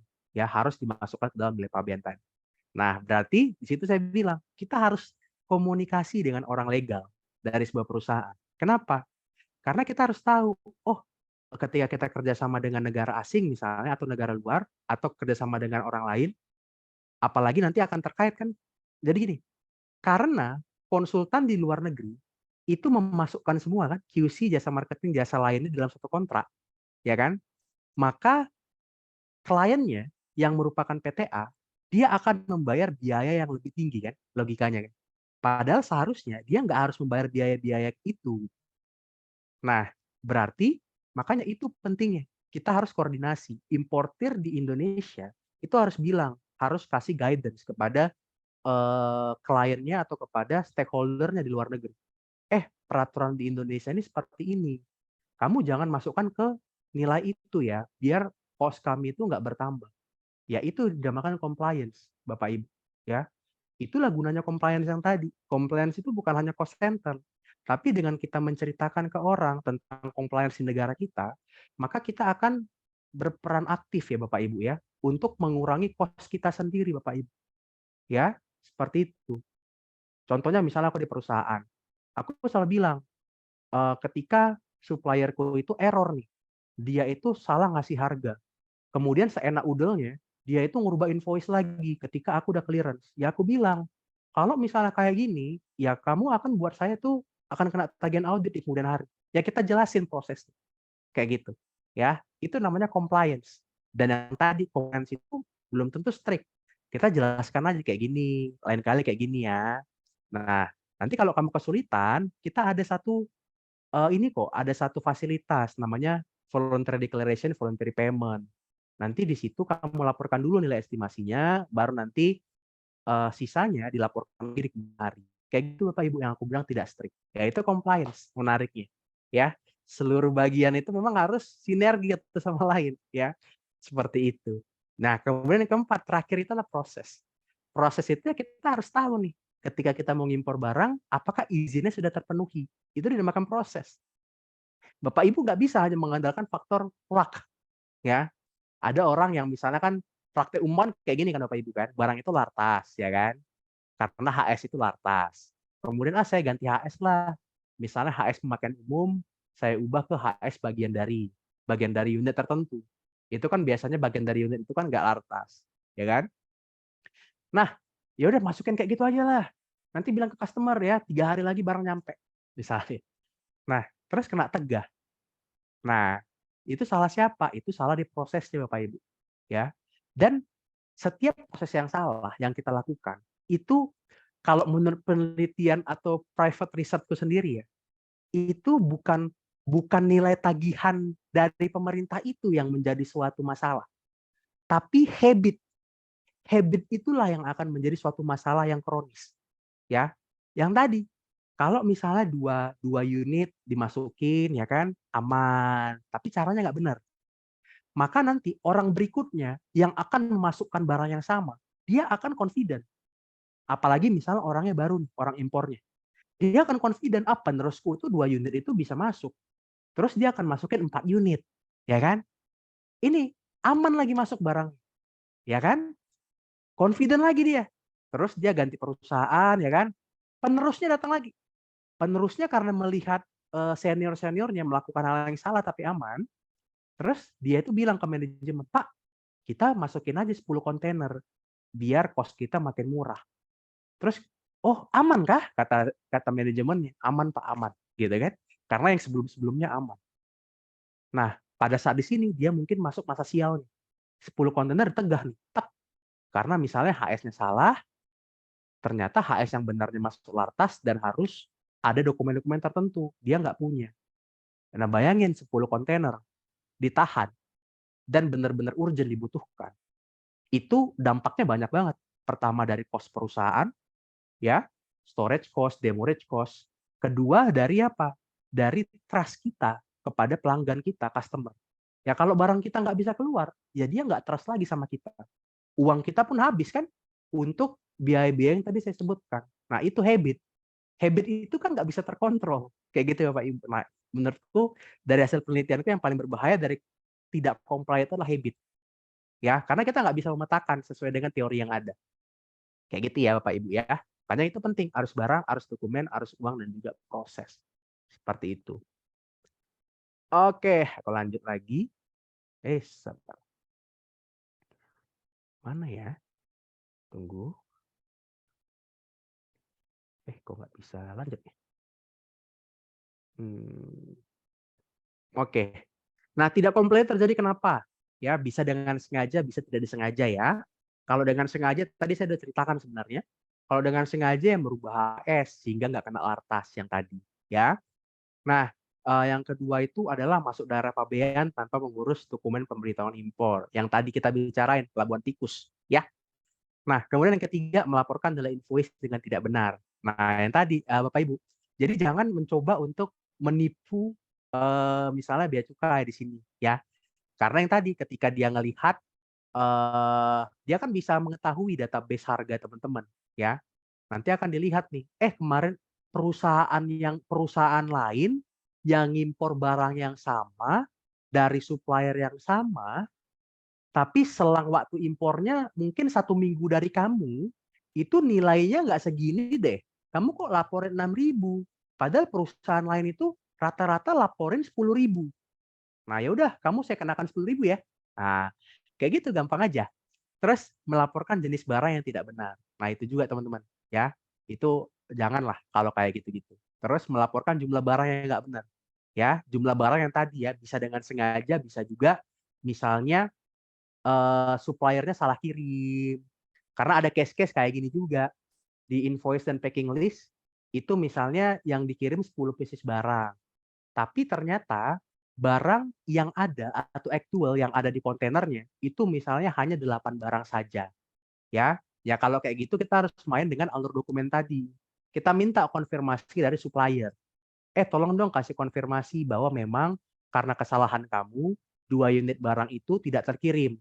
Nah, kayak gitu kasih ke bea cukai aman, ya. Tapi akan menjadi berbahaya ketika ada case, barangnya misalnya aktualnya 10 di kontainer, tapi kok ternyata di invoice cuma dilaporkan 8 atau 7 dengan sengaja. Tujuannya ya udahlah biar di invoice ada 10, di actual ada 10, di invoice ada 7 ya. Nah, tujuannya apa? Tujuannya biar harganya makin murah, terus pajak-pajaknya juga makin murah. Nah, kayak gitu gimana Mas Bas? Kalau misalnya praktek kayak gitu, gampang saja. Nanti akan diceknya kayak gini Bapak Ibu. Ya, kita kan bisa ngecek ini ya, bisa ngecek laporan stok Bapak Ibu ya. Jadi kan misalnya inventory Bapak Ibu kan biasanya ada di sebuah report tersendiri ya, report tersendiri di perusahaan ya. Ya baik itu merupakan inventory report atau apapun itu, ya kan? Nah, gampang aja. Kan di invoice kan masuk 5 nih, masuk 7 pieces. Ya, tek, 7 pieces masuk nih di invoice ya. Tapi ternyata di kontainer itu bukan 7 pieces. Itu di kontainer itu misalnya dia sebenarnya ada 10 pieces. Tapi kan yang tadi, tidak selalu kan dilakukan pemeriksaan fisik. Nah, selisih saldo ini sebenarnya ya kita bisa tahu dari pemeriksaan fisik. Tapi kan sekarang kita tahu sendiri ya, pemeriksaan fisik itu udah sangat-sangat dikurangi. Itu kan upaya untuk mengurangi lead time di pelabuhan kan, Bapak Ibu kan. Nah, tapi bisa terus udah keluar nih barangnya SPPB. Udah senang nih perusahaan Bapak Ibu, ya kan? Oh, kita untung nih. Untung tidak bayar pajak 3 pieces. Oke? Nah, sementara nanti akan dicocokkan laporan pajak, laporan penjualan, ya. Kok barang X itu dijual oleh perusahaan ini itu 10 pieces ya. Nah, ini ada faktur pajaknya juga misalnya. Ya, dijual 10 pieces. Nah, sementara stok awal barang X itu 0 pieces. Nah, berarti kan logikanya 10 pieces ini harusnya dihasilkan dari kegiatan importasi pada tahun yang berjalan. Logikanya kan, karena stok awalnya 0 nih. Ya, stok awalnya 0. Berarti gimana caranya tiba-tiba muncul dari langit 10 pieces? Nah, dari situ mulai lagi dilihat. Kok bisa 10 pieces nih ada stoknya dia nih? Nah, berarti ada indikasi ini dilaporkan tidak benar sama dia. Karena dia misalnya cuma 1 kali impor barang ini aja dalam setahun. Berarti ini harusnya bukan 7 pieces ya, tapi 10 pieces ini. Nah, kecurigaan itu mulai muncul nih Bapak Ibu semua. Nah, di-trace ke ininya laporan keuangannya. Sebenarnya dia ini bayar berapa ya atas barang itu ya? Nah, kayak gitu Bapak Ibu. Dia bisa juga nanti pihak government itu nanya nih kepada suppliernya. Berapa sih harga barang kamu satu satuan itu? Nanti dicocokin. Ya, semuanya dicocokin. Nanti akan ketahuan Bapak Ibu. Kemana 7 barang ini? Kemana 3 barang yang ini? Sisa barang ini. Nah, kalau ketahuan, ya pasti ngeri ya Bapak Ibu ya. Indikasinya udah ngeri ya Bapak Ibu. Kayak gitu. Ya, jadi banyak lah gitu Bapak Ibu. Jangan hanya bilang kayak gini, itu kan untuk perusahaan besar aja Mas Bas. Kalau perusahaan kecil mah aman-aman aja. Nah, kita tahu sendiri. Kadang hanya butuh satu alasan aja. Biar rumah Bapak Ibu dari yang apinya kecil bisa membakar rumah gitu kan. Hanya butuh satu alasan aja. Contohnya apa? Contohnya misalnya Bapak Ibu kan ngimpor apa ya? Ngimpor oli mesin. Nah, di perusahaan besar, misalnya aman-amannya selama ini ya, ini impor oli mesin dengan case kayak gini. Tapi ada satu waktu di mana perusahaan yang mungkin besar banget di industri yang sama dengan industri Bapak Ibu, itu melakukan hal yang sama. Kok ini dia melaporkan kuantitinya berbeda. Maka nanti dari situlah akan merebak ke semua nanti bisa. Ya udah kita coba lagi teliti yang lain deh. Kok kayaknya aneh ya di industri ini ya. Misalnya ya, ini oli mesin di Zimbabwe ya. Nah, nanti dari situ nanti perusahaan Bapak Ibu bisa kena. Kayak gitu. Jadi makanya tadi saya bilang, hanya butuh satu alasan kecil aja. Itu bisa merebak kemana-mana. Jadi apa yang merupakan asumsi Bapak Ibu, itu bisa terpatahkan. Hanya gara-gara satu alasan yang kecil itu aja. Di mana perusahaan kompetitor Bapak Ibu melakukan hal yang sama. Dari situ nanti diputuskan untuk dilakukan penelitian lanjutan kepada perusahaan-perusahaan lain di industri yang sama. Nah, mulailah kena perusahaan Bapak Ibu. Kayak gitu. Dan Bapak Ibu nggak tahu kapan waktu itu terjadi, Bapak Ibu nggak tahu kapan peristiwa itu akan terjadi kemudian hari. Karena yang tadi saya bilang, itu merupakan peristiwa yang unpredictable. Nggak bisa dikalkulasi pakai probabilitas. Gitu, ya.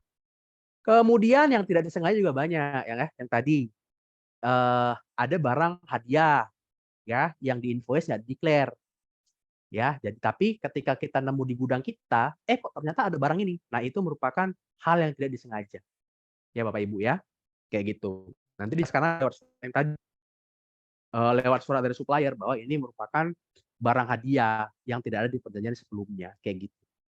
Kemudian yang tadi saya jelaskan di awal, tidak melaporkan nilai barang yang tepat. Yang tadi, ada freight, ada cost, kayak gitu ya. Itu dia itu nggak mungkin error ketika nerbitin invoice, kayak gitu yang tadi saya jelaskan. Ya Bapak Ibu ya. Aduh, oke. Sebentar. Nah, terus ngapain comply Mas? Santuy aja gitu kan. Ya, tadi ya, saya jelaskan di awal tadi. Unestimated cost itu berbahaya buat bisnis development perusahaan. Ya, kalau perusahaan nggak bisa mengestimasi unestimated cost ini, ya nanti akan terganggu ya ketika misalnya mau investasi di hal yang lebih besar lagi, Bapak Ibu. Ya, seperti itu. Nah, kemudian longer lead time, ya ketika barang itu ditahan, maka Bapak Ibu barangnya nanti ya lead time kepada customer nanti akan makin lama. Barang Bapak Ibu harus reekspor lagi keluar, nanti nunggu izinnya keluar dulu baru impor lagi, itu kan lama, ya. Ya pasti kalau lama akan terkait dengan biaya juga. Yang tadi yang ketiga habit yang tadi saya jelaskan di awal, ya. Habit itu tidak bisa dengan mudah terkontrol. Apalagi kalau orang yang melakukan kegiatan yang tidak comply itu sudah pindah ke perusahaan lain. Maka nanti penerusnya nggak akan tahu habit yang selama ini berlangsung itu apa. Apalagi misalnya orang lama perusahaan itu dia pura-pura nggak tahu telah melakukan hal ini. Nanti paling dibilang, kayak gitu ya? Kok bisa kayak gitu ya? Kok di kamu berbeda?" Gitu dia biasa permainannya ya Bapak Ibu ya. Permainan-permainan orang lama ya. Jadi dia pura-pura nggak tahu, pura-pura polos, padahal dia tahu, ya. Padahal dia yang memutuskan hal itu. Nah, itu habit. Ya manajemen dia nggak mau tahu lah hal teknis kan. Pasti dia ya udahlah, kamu kok orang baru kayak gini sih. Nah, kayak gini itu habit Bapak Ibu, ya. Kemudian yang tadi inventory atau good loss. Ya ada kondisi-kondisi di mana barang impor itu ditahan oleh negara. Ya itu kan udah good loss namanya kan, kayak gitu. Kemudian higher cost bisa juga berpengaruh kepada perusahaan bisa bangkrut. Kemudian izin impor itu bisa di-ban. Kayak gitu kalau misalnya nggak comply. Ya, tapi sekali lagi, compliance itu tidak strict. Ya saya belajar dari Pak Yudi ya, Pak Yudi. Ketika saya diskusi tentang PI besi baja ya. Karena memang perusahaan saya kebetulan lagi sulit ya untuk dapetin itu karena berbagai alasan. Nah, di situ saya belajar bahwa di situ insight saya terbuka bahwa sebenarnya compliance tidak strict. Tapi walaupun dia tidak strict, kita harus tahu level ketidak strict-nya itu sampai mana. Kita tahu karena kita punya visi ke depan. Ini sebenarnya kalau kita lanjutkan resikonya apa sih buat kita? Ya itu yang tadi saya jelaskan di awal. Kita harus inform kepada manajemen. Kayak gitu. Ya. Kemudian ya hati-hati dengan ini. Ya. Di bea cukai ada SPBL, ada notul, penul, audit kepabeanan. Ya, notul itu kan biasanya kalau SPBL kan terkait barang lartas ya. Ketika ada indikasi dari temuan P2, nanti barang Bapak Ibu bisa ditegah gitu kan. Jadi nggak bisa keluar deh gitu. Terus kemudian notul. Notul itu kan biasa di pelayanan ya, kantor pelayanan. Ketika misalnya Bapak Ibu kena SPTNP, kurang bayar, tarifnya berbeda, itu kan notul. Terus ada lagi penul. Penul itu ini juga apa hasil analisis terkait transaksi tertentu. Misalnya yang tadi saya bilang di industri X, kok ternyata barang impornya dilaporkan dengan nilai kerendahan. Barang impornya misalnya sepatu. Ya udah nanti dari kantor bea cukai itu bisa meneliti semua importer sepatu misalnya. Ini nilainya sudah sesuai nggak sih? Kayak gitu. Dan yang terakhir audit. Kalau audit itu pemeriksaan 2 tahun ke belakang. Ya, nanti diperiksa dari semua proses impor yang Bapak Ibu lakukan selama 2 tahun itu sudah benar atau tidak. Itu untuk audit kepabeanan. Kayak gitu Bapak Ibu. Ya, ini case yang tadi ya saya udah jelaskan di awal. Ya banyak case-case yang disengaja maupun tidak disengaja. Yang tidak disengaja yang tadi saya udah jelaskan. Ya Bapak Ibu ya. Jadi memang orang ekspor impor dari perusahaan itu harus tahu sebenarnya apa sih implikasi daripada case-case yang ada ini. Ya, jadi dia bisa mengukur tingkat compliance-nya bagaimana nanti ke depannya. Ya, jadi jangan asal gampang-gampang aja, ya. Tapi kita harus tahu seberapa besar pengaruhnya kepada perusahaan ke depan. Kayak gitu Bapak Ibu, ya, seperti itu. Oke, selesai hari ini Bapak Ibu ya, penjelasan lewat materinya. Silakan Pak, kalau ada yang mau dilanjutkan, Pak Rizky silahkan. Iya, terima kasih Pak Bastian. Wah, ini membuka celah bahwa ya kita nggak bisa lari dari urusan-urusan yang kayak gini, ujung-ujungnya ketangkep juga sih.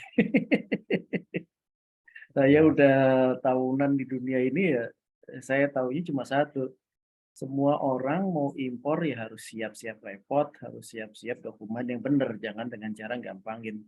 Ujung-ujungnya ketangkep juga, karena saya baru dengar nih insight-nya bahwa cara nangkepnya sebenarnya gampang gitu. Saya nggak kebayang gitu. Oke, kalau ada Bapak Ibu yang punya pertanyaan atau bagaimana, mungkin bisa langsung ditanyakan. Mumpung kita punya waktu nggak panjang, 30 menit, apa masih bisa Pak Bastian? Silakan Bapak Ibu sebelum Ya. saya kembali ke tempat peristirahatan. Iya, ini kayak saya juga udah jam malam juga. Tapi oke, kita buka pertanyaan dulu. Kira-kira ada yang mau tanya Bapak Ibu? Banyak loh sebenarnya masalah-masalah yang kayak gini nih. Saya sering banget ketemu. Ya banyak, apalagi nih kayak Mas Ade nih kan baru gabung ke Forwarder nih. Banyak deh. Banyak banget. Ayo silakan Bapak Ibu, ada.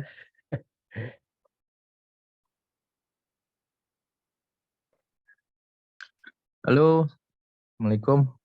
Mau Salam, Pak. bertanya?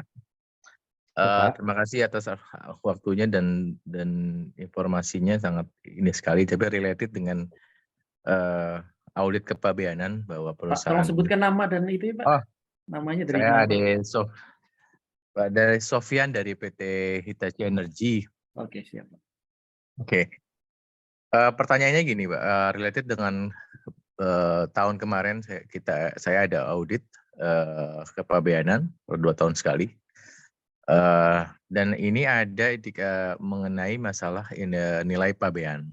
Ada 2 komponen yang memang masih dari perdebatan ya. Yang pertama mengenai freight menggunakan IATA rates. Yang kedua masalah mengenai royalty atau lisensi fee ya. Nah, yang perdebatan pertama freight adalah bahwa yang dideklar oleh kurir atau parcel dalam hal ini mungkin seperti FedEx atau DHL itu menggunakan IATA rates, di mana mereka tidak mencantumkan berapa yang seharusnya kita bayar, tapi dengan mereka punya basic IATA rates dan itu katanya sudah dikonfirmasikan ke kepala di pihak Soekarno-Hatta ya, menurut informasinya dari pihak kurir. Itu gimana ya? Maksudnya kita ke depan solusinya itu apakah kita nanti harus melakukan voluntary declaration terus karena kan nilainya nggak sama dengan apa yang kita bayarkan.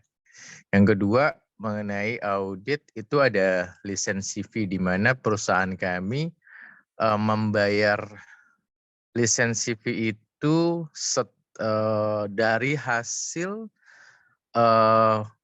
barang dan juga yang sudah dilakukan additional charge. Jadi kita jualnya tuh per project.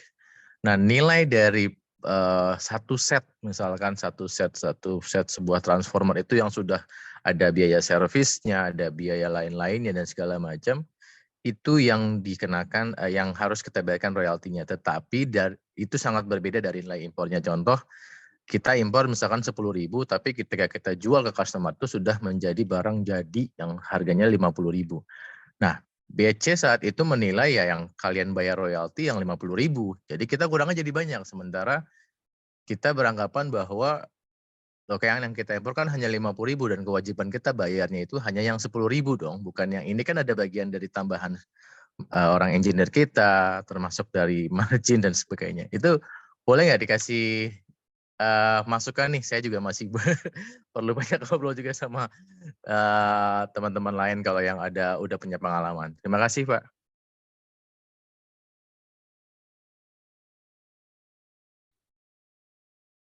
Oke, saya izin jawab, boleh Pak? Langsung. Boleh, silakan Pak. Terima kasih. Nah, yang pertama Pak, yang benar yang tadi saya bilang di awal, ketika kita pakai tarif IATA, itu kan baik tarif IATA maupun norma kalau misalnya kita pakainya itu ada jalur laut, itu sudah diatur Pak di dalam PMK yang bersangkutan. Jadi memang tidak ada yang salah dengan penginputan atau penaruhan di dalam PIB dengan menggunakan metode tersebut. Tetapi ya kembali lagi Pak, yang menjadi pengertian nilai pabean adalah nilai yang seharusnya dibayar, bukan nilai yang diestimasikan untuk dibayar. Nah itu merupakan pengertiannya jadi beda ya Pak. Nilai yang seharusnya dibayar bukan nilai yang menurut kita itu harganya segitu. Kalau tarif IATA kan yang menurut kebanyakan atau menurut rate-nya udara secara mayoritas misalnya kan, itu nilainya segitu. Padahal aktualnya enggak. Nah itu nggak bisa. Tetap nanti yang dihitung nilai aktual Pak. Seperti itu Pak. Nah berarti apa solusi yang kita bisa gunakan? Nah jadi gini, Bapak bikin dulu data trennya atau historinya. Sebenarnya yang menjadi masalah itu yang rute dari mana ke mana, kayak gitu. Nah, kemudian berapa yang menjadi masalah ini? Kok bisa tiba-tiba yang satu ini tarif IATA-nya lebih kecil daripada nilai aktual? Jadi cari tahu dulu Pak, berdasarkan data yang Bapak punya. Nah, ketika Bapak menemukan bahwa memang sering banget nih data aktualnya atau frek aktualnya itu lebih besar atau lebih tinggi daripada tarif IATA, maka Bapak sudah bisa memutuskan, ya udah kita pakai VDVP aja, Voluntary Declaration. Tetapi terkadang kan memang dalam sebuah data itu pasti ada errornya kan, baik satu atau dua. Bapak cari tahu dulu, kenapa sih bedanya? Ya, kalau misalnya oh ini bedanya karena mungkin occasion aja nih, karena mungkin beberapa kejadian, maka kalau bapak nggak mau repot, ya udah tetap pakai tarif IATA aja. Tapi ternyata ini sering terjadi, maka bapak di sini ya mau nggak mau pakai VDVP aja. Kalau sering terjadi, kayak gitu cara untuk milahnya. Kemudian yang kedua itu terkait royalti. Nah, royalti itu kan ada yang merupakan misalnya bagian dari penjualan kayaknya proceed ya namanya, aku lupa. Nah, kemudian royalti ada juga atas penggunaan teknologi atas barang itu, kayak gitu kan Pak. Nah, kalau misalnya dari tadi kayaknya bagian dari penjualan mungkin, tapi saya kurang ya. Ya kalau misalnya bagian dari penjualan, terus Bapak bilang, oh dari nilai itu, ya, berarti kan misalnya Bapak di sini impor barang 10.000. Kemudian nanti ketika barang itu terjual, misalnya dari harga 50.000, ya, itu ada berapa persen, misalnya 20% kepada suppliernya. Ya maka itu masuk. Tapi aku nggak ngeh tadi Pak. Kok bisa cost daripada pegawai masuk ke situ ya Pak? Gimana Pak? Sorry transaksinya. Oke, bukan cost pegawai sih. Jadi mungkin dari nilai barangnya itu sendiri itu kan taruhlah hampir 80% komponen barang tersebut. Nah, 20% lagi atau dan sebagainya itu termasuk dari seperti ada engineer, ada service, ada packaging dan sebagainya, di mana yang kita lihat dari 10 transaksi impor menjadi satu barang. Tapi memang nilainya sangat berbeda dari nilai barang. Pemikiran saya sebelumnya bahwa royalti dibayarkan oke, tapi sesuaikan dengan barang. Nah itu mungkin apakah dari kontrak kita yang harus direvisi kata-katanya, atau memang fair-nya adalah ya kita bayarkan royalti sesuai dengan nilai barang, bukan nilai penjualan gitu. Ya itu sih yang jadi masih kita dianalisis lagi gitu Pak. Oke, berarti dari yang saya pikirkan Pak, yang pertama kontrak Bapak itu masih mencakup satu harga, one price, kayak gitu kan? Iya, iya. Nah, jadi makanya yang tadi saya bilang di awal, ketika Bapak tidak bisa memecah atau merincikan, nilai ini berapa ya untuk yang pure royalty, berapa sih sebenarnya untuk biasa kan ketika ada engineer tadi kita kan bayar ke pusat misalnya di luar negeri, ya kan? Nah, itu berapa, terus misalnya ketika ada biaya marketing, kadang-kadang ada biaya marketing juga tuh Pak di dalam satu kontrak. Karena lokal itu kan minta bantuan kepada origin. Nanti untuk marketingnya kamu aja ya, nanti kita ada charge. Nah, ketika nggak bisa dipecah, ya maka semua nilai itu akan masuk Pak ke dalam nilai pabean tadi. Nah, kita nggak bisa juga bilang, oh ini cuma 20% kok Pak. Nah, pasti bea cukai akan nanya, 20%-nya saya bisa lihat di mana? Ya itu biasanya terjadi nih, biasanya kayak gini memang Pak. Ya mana buktinya? Kan di dokumen Betul. di kontrak kamu kan nggak ada itu, kayak gitu Bapak. Ya biasanya kita bikin kayak full cost model sih Pak. SCM tuh ada komponen-komponen dari mulai barang sampai detail dan sebagainya gitu ya. Termasuk mungkin margin di situ yang sudah dibatalkan. Cuman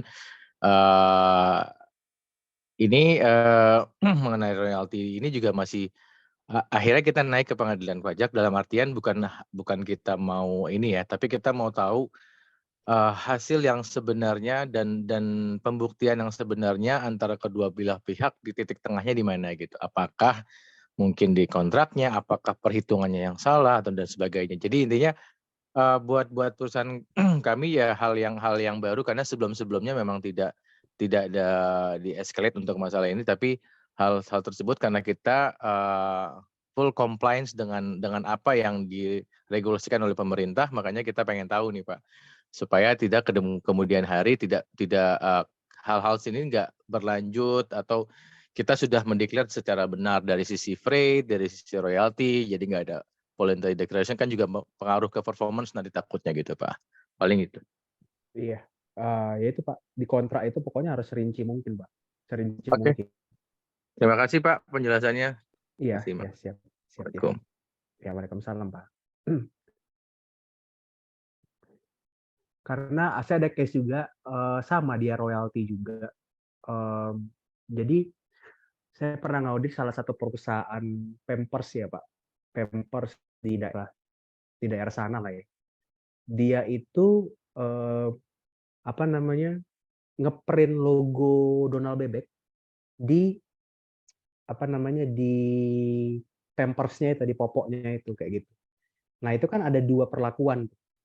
Kalau misalnya dia nempel logo Donald Bebek dan Donald Bebek itu kan ada royaltinya kan Pak, kita bayar ke Disney. Nah, ketika dia udah melobet lagi. Oke, bentar Pak. Ketika dia bayar ketika dia ngecap logo Disney itu di negara asal barang, maka nanti royalti itu akan kena sebagai perhitungan nilai pabean. Tapi ketika logo Donald Bebeknya dicapnya di pabrik di Indonesia, which is ini sama-sama bayar royalti ke Disney, itu nggak kena karena terjadi di Indonesia. Nah, sekarang dari mana bea cukai biar tahu nih dia ngecapnya di mana? Ya dia harus di-declare Pak di kontraknya itu secara rinci. Ya. Nah, sama nanti di kontraknya itu sama biasa dia kan nggak hanya nilai royalti. Dia itu ada pengeluaran-pengeluaran lain seperti yang tadi saya bilang, marketing fee-nya, kemudian misalnya jasa tenaga ahli atau apapun itu. Nah, ketika itu tidak dirinci, misalnya lah Bapak tadi kan bayar mekanik misalnya ke sana. Nah, nanti akan jadi pertanyaan, apakah mekanik ini apakah tanpa adanya mekanik ini, maka barang yang Bapak impor itu nggak bisa jadi? Atau mekanik ini hanya sebagai tenaga tambahan aja, tapi Bapak tetap bayar ke sana dua-duanya. Di mana dua-dua itu nanti perlakuannya akan berbeda kan? Kalau misal Bapak harus bayar mekanik, which is mekanik itu nanti akan memberikan value added pada barang impor Bapak. Misalnya mekanik ini dia adanya di luar negeri misalnya, ya kan? Terus mekanik ini dia kayak tadi misalnya dia lakukan QC di tempat asalnya. Terus ketika barangnya rusak, dia bisa memperbaiki di sana di negara asalnya, maka itu kena. Tapi ketika mekaniknya hanya memasang aja, misalnya mesin Bapak di sini, ya maka itu harusnya nggak kena. Nah, sekarang pertanyaannya, pertama, apakah di kontrak itu udah ada terperinci biaya mekaniknya berapa? Atau biaya royaltinya berapa?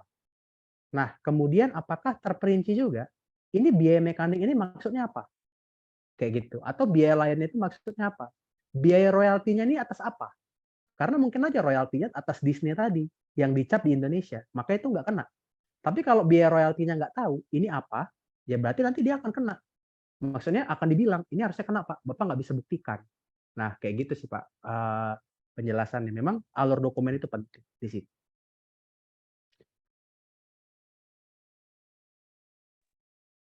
Oke, Kan, Pak? semoga menjawab ya Pak ya. Ada lagi Pak? Sebelum kita kasih pertanyaan terakhir, kayaknya waktunya sudah mulai agak-agak malam juga ini. Kita kasih kesempatan terakhir sebelum nanti kita foto bersama. Silakan Bapak Ibu.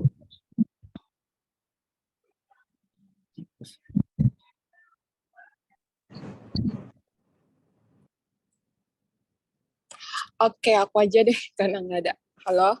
Siap, silahkan. Dengan siapa Ibu? Eh, Dari mana nama perusahaan? nama saya Cynthia Hutagalung. Sorry nggak mau mention company-nya. Saya cuman mau sharing aja karena aku orang Batak, aku manggil dia abang aja lah ya. Jadi karena sama-sama orang Batak. Jadi saya bekerja di satu company retail. Jadi ini berhubungan dengan proses HS code. Jadi kan kita tahu ya, kalau di Indonesia itu sekarang untuk quantity import itu kita sudah dibatasi. Karena apa ya?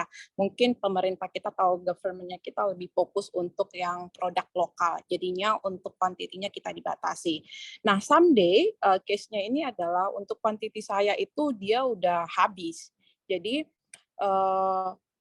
apa advice yang paling memungkinkan untuk kita bisa tetap tetap bisa impor? Apakah kita akan membuat HS code baru tapi dia nggak sama? Let's say nanti ketika jadi kita ada audit bisa jadi finding, atau apakah ada another strategi gimana supaya tetap bisa impor? Oke, berarti aku izin ya Pak.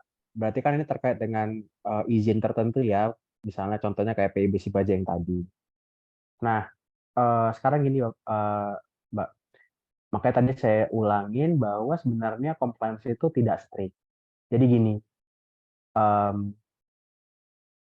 kan proses normalnya kan, ketika kuota kita habis, kita minta pengajuan penambahan kuota kan. Misalnya di PIB Sibaja lah, berarti kan kita minta penambahan kuota PI, atau kita ngajuin misalnya PI-nya sudah habis, maka kita ngajuin untuk PI yang baru, kayak gitu kan biasanya kan. Tapi kan bagi perusahaan itu akan memakan waktu, mungkin bisa 1 bulan, atau bisa kurang 1 bulan, atau bisa lebih. Sementara perusahaan itu memiliki kewajiban untuk menyediakan barang tersebut pada customer. Biasanya kan di situ ininya ya, di situ masalahnya. Nah, sekarang kalau misalnya ibu memutuskan, jadi ada 2 pilihan sebenarnya. Yang pertama, kita bisa ibaratnya minta tolong kepada perusahaan yang ada PI-nya. Nah, sekarang ini susah. Kenapa? Karena nilai realisasi impor itu kan betul-betul dipantau oleh pemerintah. Tapi bukan berarti nggak bisa. Bisa aja, mungkin ada perusahaan yang memang, ya walaupun kecil kemungkinan ya, yang memang mungkin masih punya kuota, kemudian ya udah deh, satu barang ini aja ya, nanti transaksinya melalui saya, nanti perusahaan kamu beli lokal aja dari saya, kayak gitu. Nah, bisa kayak gitu Mbak, ya. Tapi apakah itu salah? Ya secara peraturan harusnya nggak benar, karena biasanya kalau perusahaan yang API, ya dia itu nggak bisa ibaratnya bisa sih, ya tapi kan normanya nggak bisa lah ya, dia ngimpor terus untuk dijual ke orang yang untuk jual lagi ke orang lain. APU itu kan kalau aku tidak salah dia didesain untuk menjual kepada end user, ya. Tapi yang tadi saya bilang, ya nggak salah-salah banget kayak gitu, ya. Nah itu opsi yang pertamanya. Jadi opsi pertamanya adalah cari perusahaan yang memiliki izin serupa, punya kuota juga, ya. Kemudian suruh dia yang impor, ibu beli lokal dari dia, kayak gitu, ya. Nah, terus opsi kedua, kalau misalnya ibu tadi bicarain tentang larikan HS, ya kita nggak usah muluk-muluk. Ada perusahaan-perusahaan yang melakukan hal itu juga. Jadi biasanya sistem kerjanya, misalnya HS ibu HS Lartas, which is ketika ibu melampirkan HS tersebut ke dalam PIB, dia akan terlock, butuh izin yang tadi. Sementara izin ibu kuotanya udah nggak ada, kayak gitu. Maka biasanya perusahaan itu melarikan HS yang lain ke HS yang lain. Tapi caranya itu misalnya HS Lartas tadi tarifnya 5%. Nah, dia larikan ke HS yang 10%. Nah, jadi lebih besar tuh, ya. Nah, ya kemungkinannya bisa masuk, bisa juga nggak masuk. Nah, sekarang pertanyaan selanjutnya, kalau misalnya saya melakukan kegiatan seperti itu, HS yang tadi saya larikan, itu di auditnya gimana, Mas? Ya, di auditnya hanya ada 2 pilihan. Yang pertama, pilihannya adalah dia auditor tadi membetulkan ke HS yang benar. Which is potensinya adalah ya restitusi kan? Ibu kan tadi dengan 10% tadi udah bayar biaya masuk yang lebih besar. Kalau dibalikkan ke 5% tadi, maka pastinya ibu bisa ngajukan restitusi, kelebihan pembayar biaya masuk. Nah, kayak gitu. Nah, poin yang kedua adalah barangnya udah nggak ada lagi. Ya, barangnya udah nggak ada lagi. Ibu udah jual barangnya. Nah, ketika auditor itu mengganti HS dengan HS yang benar, nanti yang dikembalikan apa? Kan barangnya udah nggak ada lagi. Maka dari situ ibu bisa mengambil kesimpulan. Sebenarnya nanti resiko di audit itu bagaimana. Kayak gitu ya, Bu ya. Oke, thank you. So, the next question, satu lagi, sorry ya Pak Rizky. Jadi kalau menurut dirimu yang lebih high resiko itu yang opsi 1 atau opsi 2? Sorry, bukan mau menguji, tapi hanya mau sebagai, apa ya bilangnya, sebagai tolak ukur nanti ketika maksudnya discuss dengan tim. Oke. Kalau Mas yang Bas, izin nimbrung nih Mas Bas sama Mbak Cynthia nih. Oh, silakan. Mohon izin, Mas Bas. Suhu, Ya. suhu. Nggak, sebenarnya gini, teman-teman yang saya izin nambahin Mas Bas. Jadi sebenarnya gini, yang perlu teman-teman ingat itu sekarang audit itu bisa datang bukan cuma dari bea cukai ya teman-teman, kan ada post border. Ya, jadi post border itu yang audit bukan bea cukai lagi nih, tapi departemen terkait. Tadi kan kalau teman-teman ingat Mas Bas bilang, oh bea cukai itu cuma execute peraturan yang di-issue oleh lembaga lainnya. Ya, izin Mas Bas ya, benar ya. Ya, silakan Pak, silakan. Ya, jadi sekarang itu banyak lembaga-lembaga lain tersebut, contoh Kemendak, ya kan, terus instansi terkait, misalkan Kementan, Kemenkominfo yang melakukan audit juga nih, Mbak Cynthia. Jadi saran saya, kalaupun tadi Mas Bas bilang kita mesti pakai third party tanda kutip, sebenarnya kalau tadi ya Mas Bas bilang plus minus ya kalau kita pakai third party. Pertama, tadi teman-teman pokoknya gini, kalau kita belajar kepabean mesti ingat apa yang disampaikan si Mas Bas tadi di awal, terus kita catat poin-poinnya. Contoh gini, kalau kita pakai third party, kita pinjam izinnya dia. Make sure dia declare sesuai dengan apa yang kita perintah. Contoh, sebenarnya gini, pakai third party komplain nggak? Tergantung. Ya kan? Bisa komplain, bisa enggak. Bisa komplain kalau kita monitor kerjaan third party. Tadi misalkan Mbak Cynthia kuotanya habis nih, kan bisnis must go on gitu ya, show must go on. Tapi kuota habis, gimana nih ngurus tadi lama. Apalagi kalau sekarang lagi pada riuh nih ya, karena ada beberapa kasus di beberapa kementerian. Pakai third party bisa jadi satu opsi, tapi mesti dipastikan third party-nya itu benar-benar comply dengan aturan, teman-teman. Jangan sampai kredibilitas perusahaan teman-teman rusak dengan third party yang nggak benar. Ya, karena di sisi tadi yang Mas Bas bilang, teman-teman bea cukai itu dia punya database loh. Jadi jangan gini, kalau saya prinsipnya kalau ditanya, lo kalau impor barang gimana sih? Oh, kalau gue make sure lolos audit, bukan cuma cari SPPB. Itu udah prinsip dasar ya. Jadi teman-teman jangan tahu tadi Mas Bas bilang gampang udah pokoknya yang penting barang keluar. Jangan lupa loh 2 tahun lagi kita diaudit. Bahkan kalau ada indikasi pidana, izin Mas Bas bisa sampai 10 tahun dokumen kita dibongkar loh. Jadi hati-hati teman-teman. Kalau kita mau ngakalin, carilah dengan cara yang komplain. Tadi maksud saya diskusi sama Mas Bas itu compliance itu tidak kayak tadi. Ada opsi tapi kita harus pastiin juga nih si partner ini comply. Jangan sampai kita pakai partner tiba-tiba dia nggak comply. Misalkan tadi Mas Bas bilang, kita biasa ngimpor harga 10.000. Dia masuk harga 5.000. Nah, loh, ingat, bea cukai punya database, teman-teman. Dia tahu ini seller ini biasanya misalkan impor ke PTA. Yang impor PTA. Tiba-tiba yang masuk PTB. Lah, kok harganya beda nih? Itu dia punya data loh, teman-teman. Jadi kalau kita mesti activate plan B tadi, make sure gampangnya gini, kita biasanya bilangnya undername ya. Tapi undername ini konotasinya biasanya negatif nih ya, Mas Bas sama Mas Rizky ya. Padahal sebenarnya ya, kita mau comply dengan cara pakai undername. Lucu ya? Lucu nggak sih? Kalau yang ngerti impor ya teman-teman ya. Kita mau comply, tapi dengan dengan undername. Loh kenapa? Loh karena kan si undername ini dia punya dokumennya, dia punya izinnya. Gitu loh. Jadi kita belinya lokal tadi Mas Bas bilang. Nah tadi saya pesan sama teman-teman, Kalau memang terpaksa itu deactivate, jangan lupa untuk monitor. Jangan sampai terjadi hal yang tidak kita inginkan, karena akan dirunut sama si petugas bea cukai. Kalau ketahuan ujungnya PO aslinya dari kita ke dia, kita pasti ikut keseret. Itu sih kalau dari saya sharing. Izin Mas Bas. Yes, benar Mbak. Jadi sebenarnya benar kata suhu saya satu ini ya. Jadi saya banyak belajar banget Sama, dari dia Pak juga Yudi. suhu aku kok. Oh, Sama. iya. Tapi beda nasib aja sampai sekarang, Mbak. Beda gaji Kan juga pasti beda kan. gaji.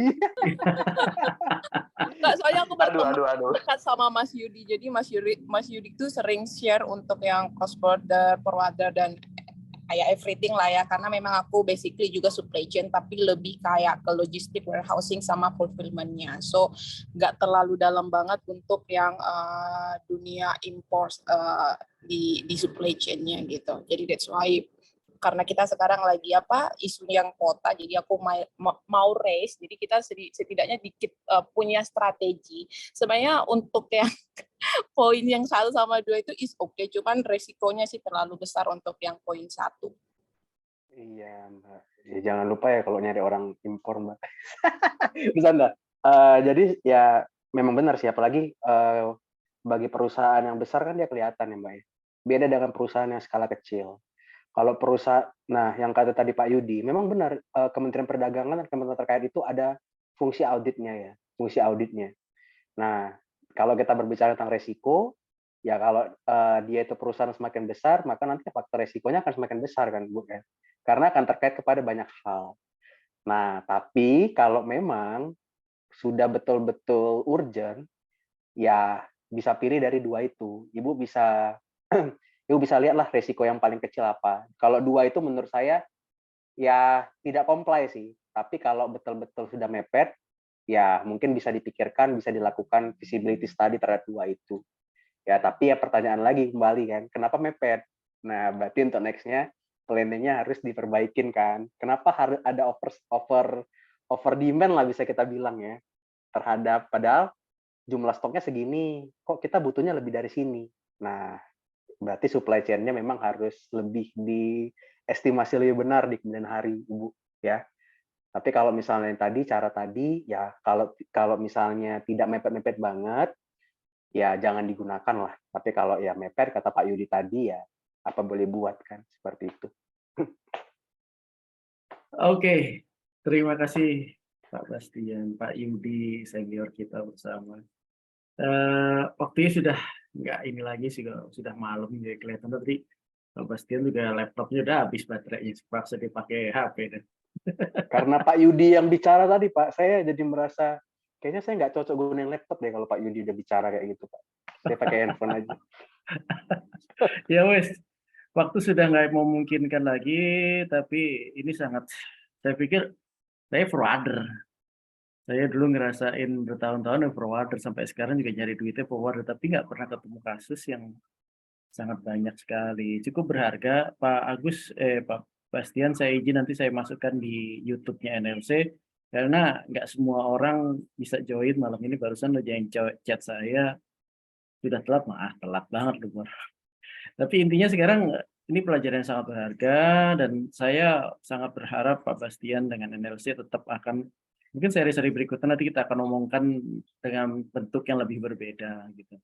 Terus yang kedua juga, oke, kita sudahi. Boleh kita minta izin Bapak Ibu, kita foto bersama dulu. Saya akan nyalakan, mohon dinyalakan ininya layarnya, screen-nya di layar akan. Saya coba, kita akan share di grup. Om Yudi kelihatan. Oke. Mohon izin, saya akan foto dan saya akan masukkan di grup WA. Oke.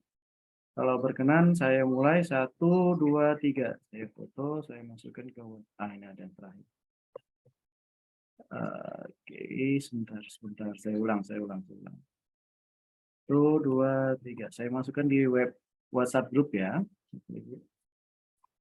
Oke, berarti itu menutup malam kita hari ini. Terima kasih Bapak Ibu. Nanti kalau ada yang kekurangan atau yang mau baca lagi bisa dilihat di website NLC. Saya akan rapikan dulu, kemudian besok baru bisa di.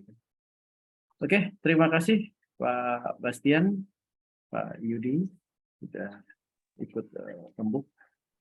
Silahkan bisa live dari ini. Terima kasih atas perhatiannya. Ya. Terima kasih Mas Terima kasih, Bas. Pak. Terima kasih teman-teman. Terima kasih, Pak. Selamat malam. Terima kasih Terima kasih, Pak Bang Yudi. Mas. Terima kasih Pak Bas. Ya.